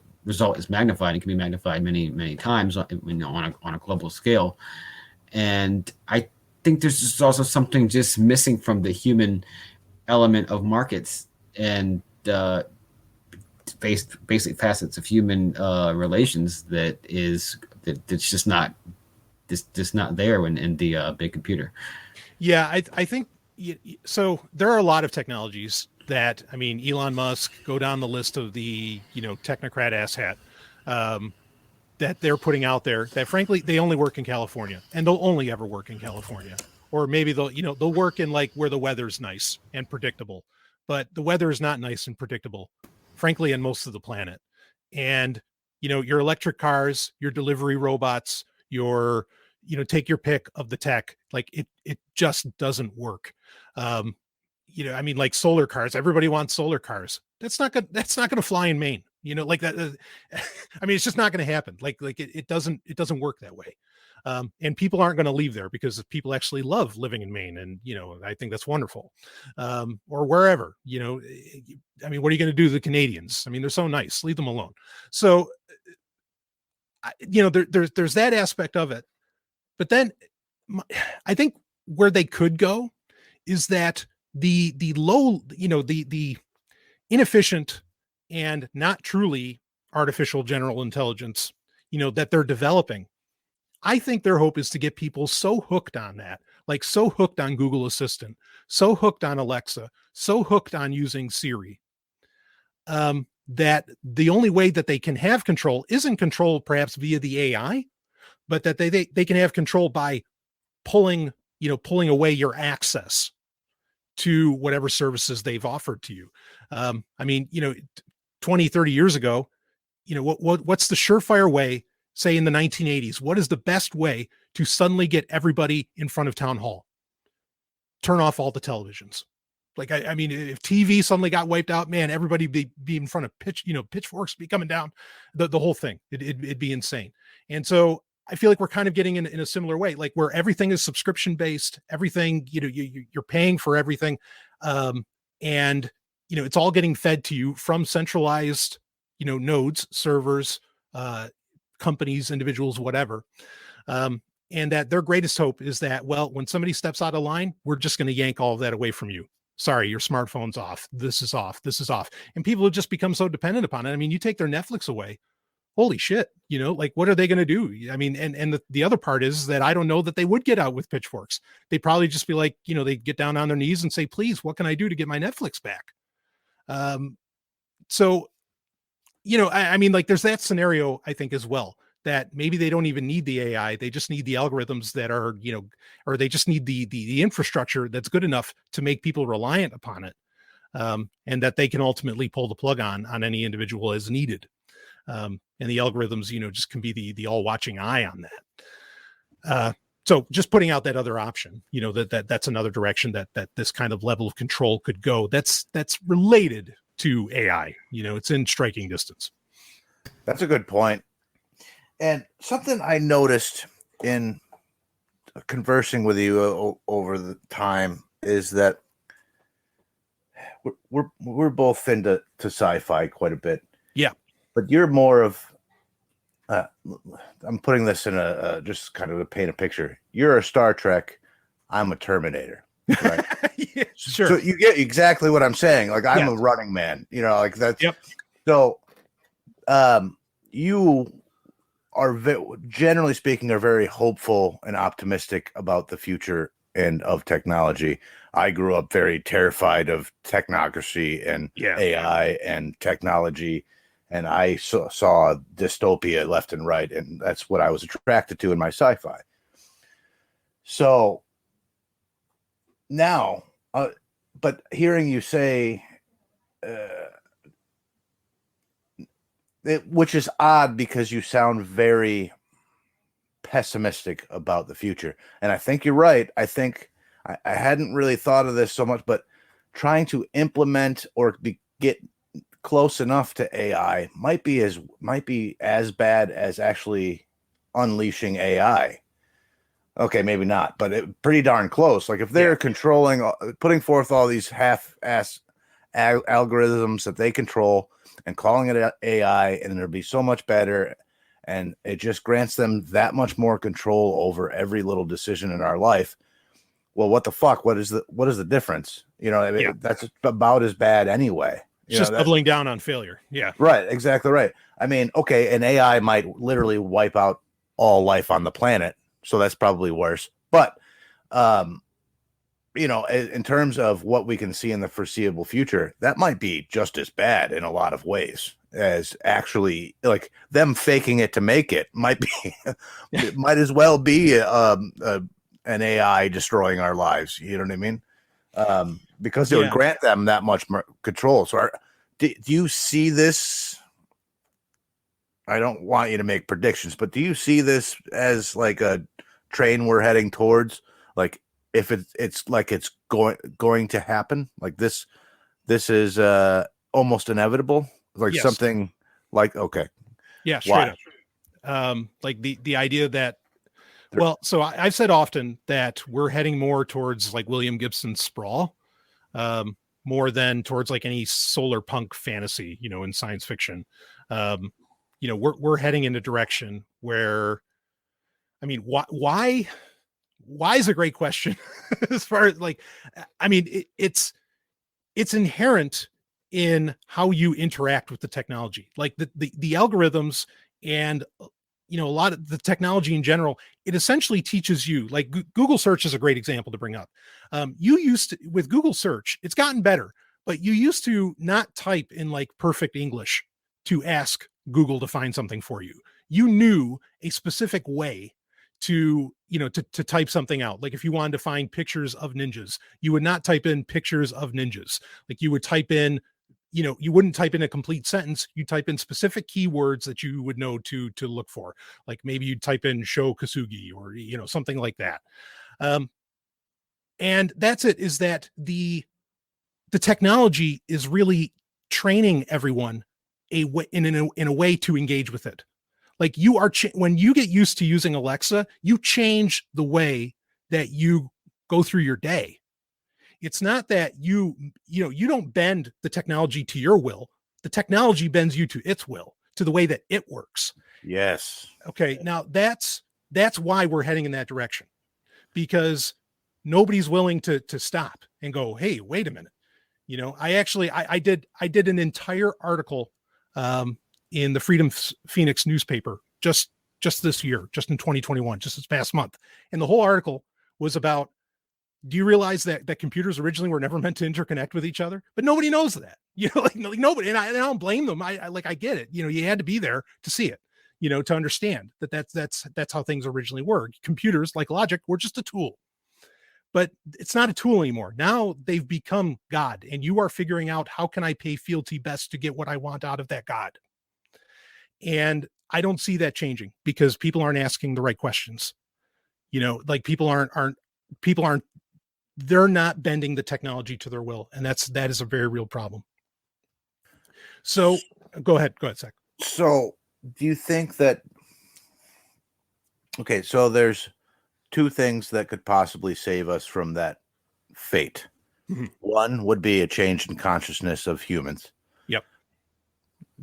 Two could possibly be, some might say, another disruptive technological innovation that could bring down their current technological system. Yeah. So, do you think that the more I go on, the less I think that the latter is going to be likely? You might have, it's like you said the last time, it's like we kind of lost the tech war.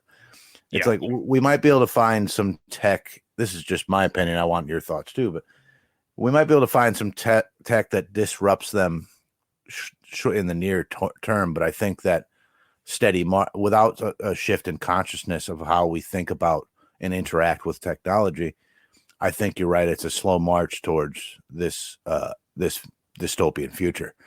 Do you think that it's possible that, absent a shift in human consciousness, that some wacky cypherpunk could come up with something that totally brings down their whole system and everybody switches to something else out of mere convenience? Yeah. Okay. So two things. One, the technology that could come out of nowhere that could change everything in human interaction would be personal shields, like force fields that could wrap around us. As soon as you make violence against you impossible, that changes everything, right? Like suddenly the state literally has no teeth. I don't know that that's ever going to happen. Something like that. The nature of what is being done in some garage in West Bumfuck, where solder smoke is coming out of it, is anyone's guess, and it could completely change everything. I'm open to that. There's a great science fiction novel called The Last Explosion. It's very anarchist, very, very libertarian. It's a classic from the 50s, where this guy is just trying to figure out, how the hell can I make a penny float in midair? And he ends up inventing interstellar travel, in doing that. But the guy's not even brilliant. He just wanted this fucking penny, to float. Could something like that happen? Absolutely. Like I could see that happen. My concern there is that that's something that's going to happen in the fringes. I also worry that it's something that would get quashed, pretty quickly. I mean, there's been, just in the automobile industry, there's a million conspiracy theories, about engines that ran on peanut oil that could go 200 miles, or whatever. I mean, that was shut down by whatever oil company,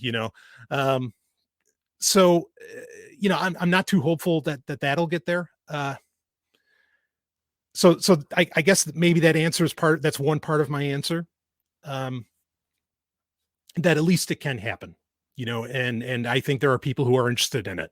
It's just, they got to have the time, and the not worry about things to be able. I mean, this is a hard part too, is that, especially since 2020, even more so than ever, people are just trying to survive, and you can't be creative when you're just trying to, put food on the table.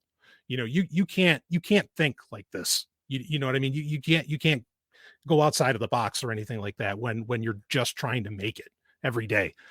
Even I know what that's like. I mean, I think most people would, I don't want people to go through hell, but like, at the same time, I wish most people would recognize that, just how bad that can be. But anyway,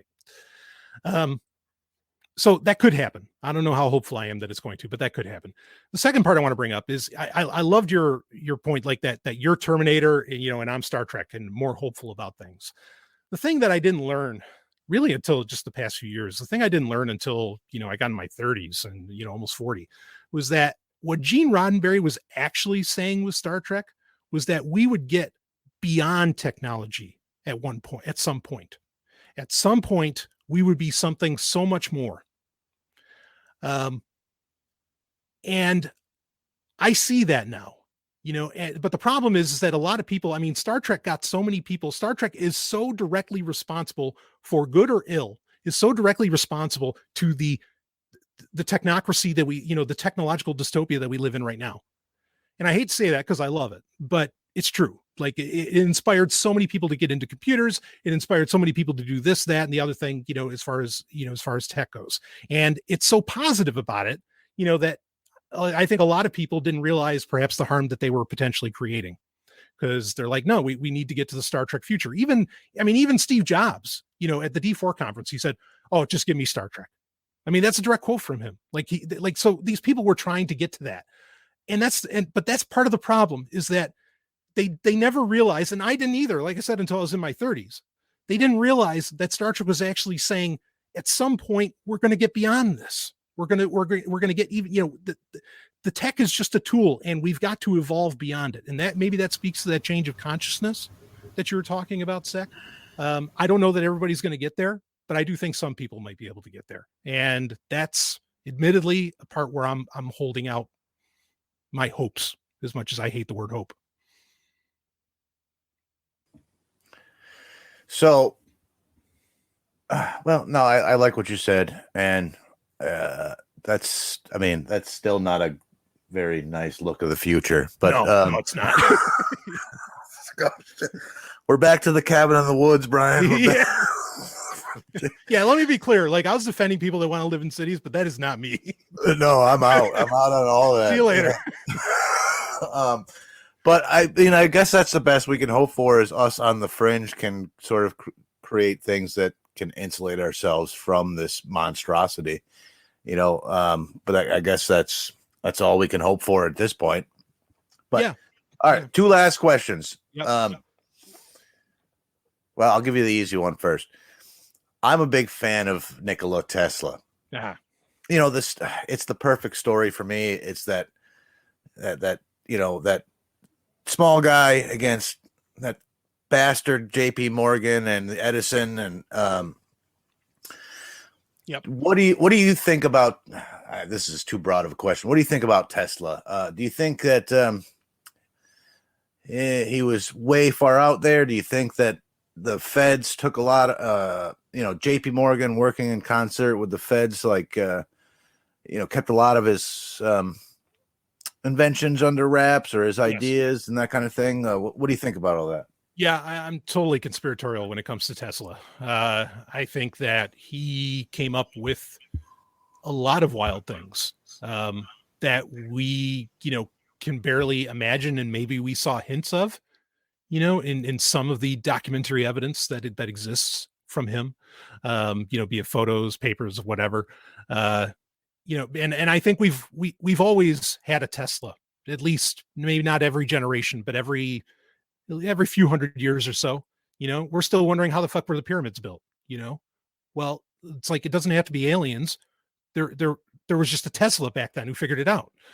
Like that's, and that speaks to what I was saying earlier, where humans, okay, we might not be, like we might not be able to pull off the computational analysis that that some algorithm or AI or computer can do. But that's the thing, is we don't need to. We can skip all of that. We can do these leaps in logic, and I think Tesla did a lot of leaps in logic that were held down, and that we may rediscover in the future.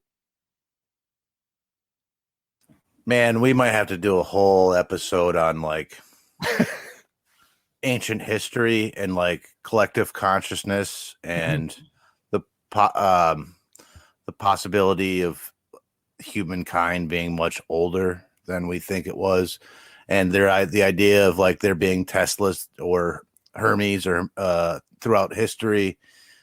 We might have to do an entire episode on that. That would be a far out episode. Oh, I'd love to. I mean, just we could go into like Göbekli Tepe and like all kinds of fun stuff. Yeah. Or I mean, you don't even have to go like, hero of Alexandria. The guy invented the steam engine. How long did it take for us to get to the moon after we invented the steam engine? Barely 100 years. Like, and imagine if Hero could just have taken his experiments further. I mean, he was the Tesla of his day. We know that. It's not even like question. So yeah, it's amazing what we could have done if some people weren't held down. Go ahead. A lot of these people, they claim to be tapping into some sort of collective consciousness. There's another word for it. I can't think. Record. The Akashic record. Yeah. Yeah. Oh, maybe we should save this for another episode, because we will. Yeah. We gotta do that episode though. All right. So final question: What Brian? What is consciousness? Go. Wow. Okay. So, the easiest thing to say, of course, is I don't know, and before anybody wants to bring in, any kind of like quantum physics around the potentials of consciousness, I think there's great, ironically, there's great logic in the idea that, well, unless you can do the math of quantum physics, maybe you shouldn't talk about it. And frankly, I can't really do the math, as much as I know about it. I'm not really that guy. But what do I think consciousness is? I do think there is a essence of a human being that we don't have terms for yet. I'm not saying that it has to be ineffable. But I think plenty of philosophers of the past, including Stirner, would describe this ineffable. What is this ego? What is this I? And that is that, like, I don't think the brain is the seat of consciousness. I can tell you that much. I know that would probably shock a lot of people. I think the brain actually serves our nerve endings. It's not the other way around, but most of science, or, most of medical knowledge would suggest that it's the other way around, that like our nerves are, serving the brain.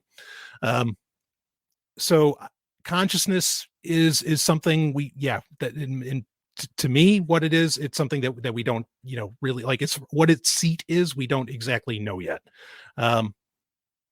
But consciousness is something, I mean, I do believe, and this is important, anytime you're having a conversation about consciousness, I'll try and be quick. When the person you're talking to, when you're asking them about consciousness, do they believe that there is an objective reality? Because if they don't believe there's an objective reality, all bets are off. Consciousness is just them, I guess. I mean, like, it turns into a completely different conversation. I firmly believe that there is an objective reality around us. I think we do experience it subjectively. I think a lot of our experience is absolutely colored by our language. I'm a big fan of General Semantics by Albert Korzybski, which he gets into somewhat gets into consciousness, but the idea that, like, sort of everything is relative. I'm not a postmodernist or anything like that. I'm not the Frankfurt School. I think I get wrapped up in that somehow. No, I think those people were preposterous. But yeah, consciousness is that which engages in us with objective reality. That's the simplest one sentence that I can put out there. And that one sentence actually says a lot, just in admitting that there's an objective reality. So does that help answer? Yeah, and that's where we're going to disagree. We might have to have a debate on objective reality one day, because I know with egoists that's not popular. Like the Egoist Encyclopedia even says there's no objective reality. It's not that I will say that there is no objective reality. That would be ridiculous. It's the idea that I do not think that it is possible to know that there is an objective reality. I think we all are subjective human beings.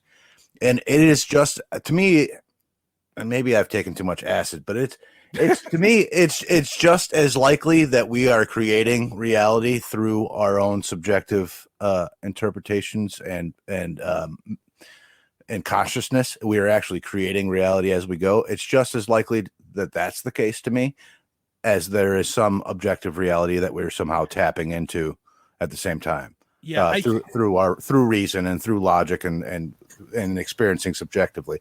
The idea that there's like some other realm out there that we can't see, hear, or feel, or touch really with a fair degree of certainty. That to me, I can't make the leap and say I believe there is an objective reality. It's not that I would say that there is not one, but to me, it's just as likely. I mean, I could be asleep in a Matrix pod right now. Like to me, these are right. These to me, they're all equally likely in terms. And for me, as a person experiencing the universe subjectively, for me, these are all equally likely because I don't fucking know, and I'm okay with not knowing. I'm no, seriously. Like that's the best that we can get is I don't know. Like in order to prove that there be an objective reality, you would have to exist outside of that objective reality to be able to observe it. Yeah. Yeah. I mean, I totally disagree with some parts of that. I don't know, but I totally disagree with parts of that as the resident theist here. And theist. All I want to say theist, yeah. Okay, all right. Yeah. No, yeah, that's great. That's cool. But I think we totally all kind of circling back to the very beginning of this conversation. At some point, we were talking about we all recognize the subjectivity of our own experience, and I think we all do have that common thing where we do to recognize and emphasize the subjectivity of our own views and our own experiences, and then projecting that on others because obviously it applies to others too. So I mean, I don't really know what the objective. I don't know the objective. Cannot describe to you the objective reality or anything like that. But as far as I think what we all have in common here is that we all accept and fully integrate this idea of our own subjectivity and other people's subjective experiencing of the world and of reality into our own views and how we view the entire concept of knowing and ideas and kind of subjective or contingent frameworks that we create that mostly for what I said were instrumental reasons. Yeah, well, so maybe this is our cliffhanger, right? We talked about yeah, I mean, I'll say this much, I think that the universe is tripartite.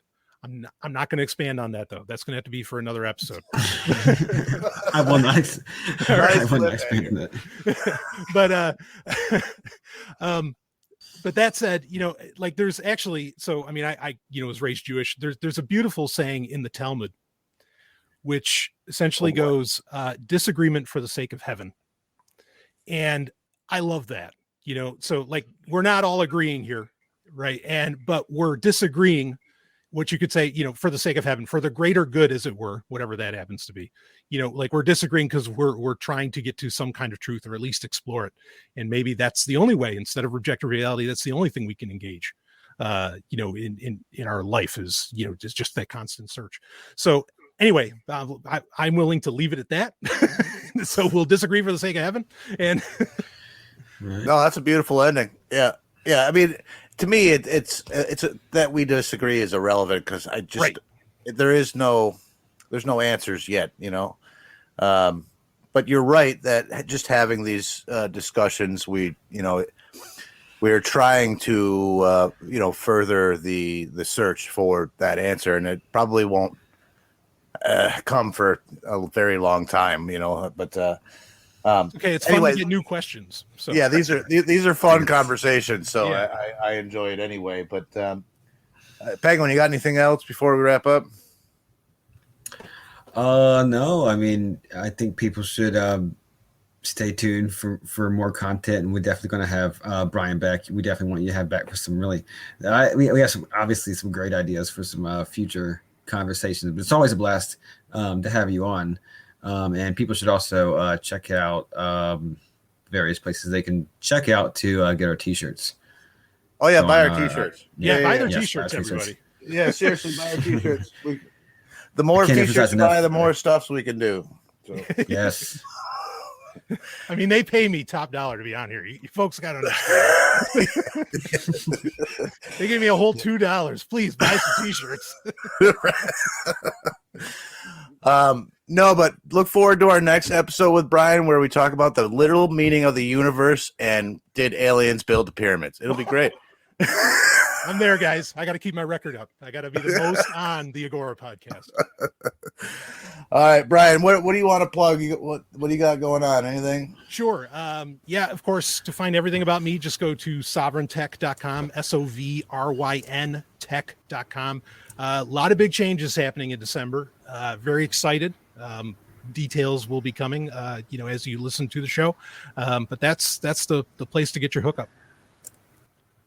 Yeah, right on. Definitely check it out. And again, man, thanks for coming on. This was a really fun conversation. Oh, it's awesome. I appreciate it. Yeah, I dig this. There's definitely a part 2 coming. Yeah. Part 4. All right. Well, thanks, bud, and have yourself a good night, man. Same, everyone. Peace, brother.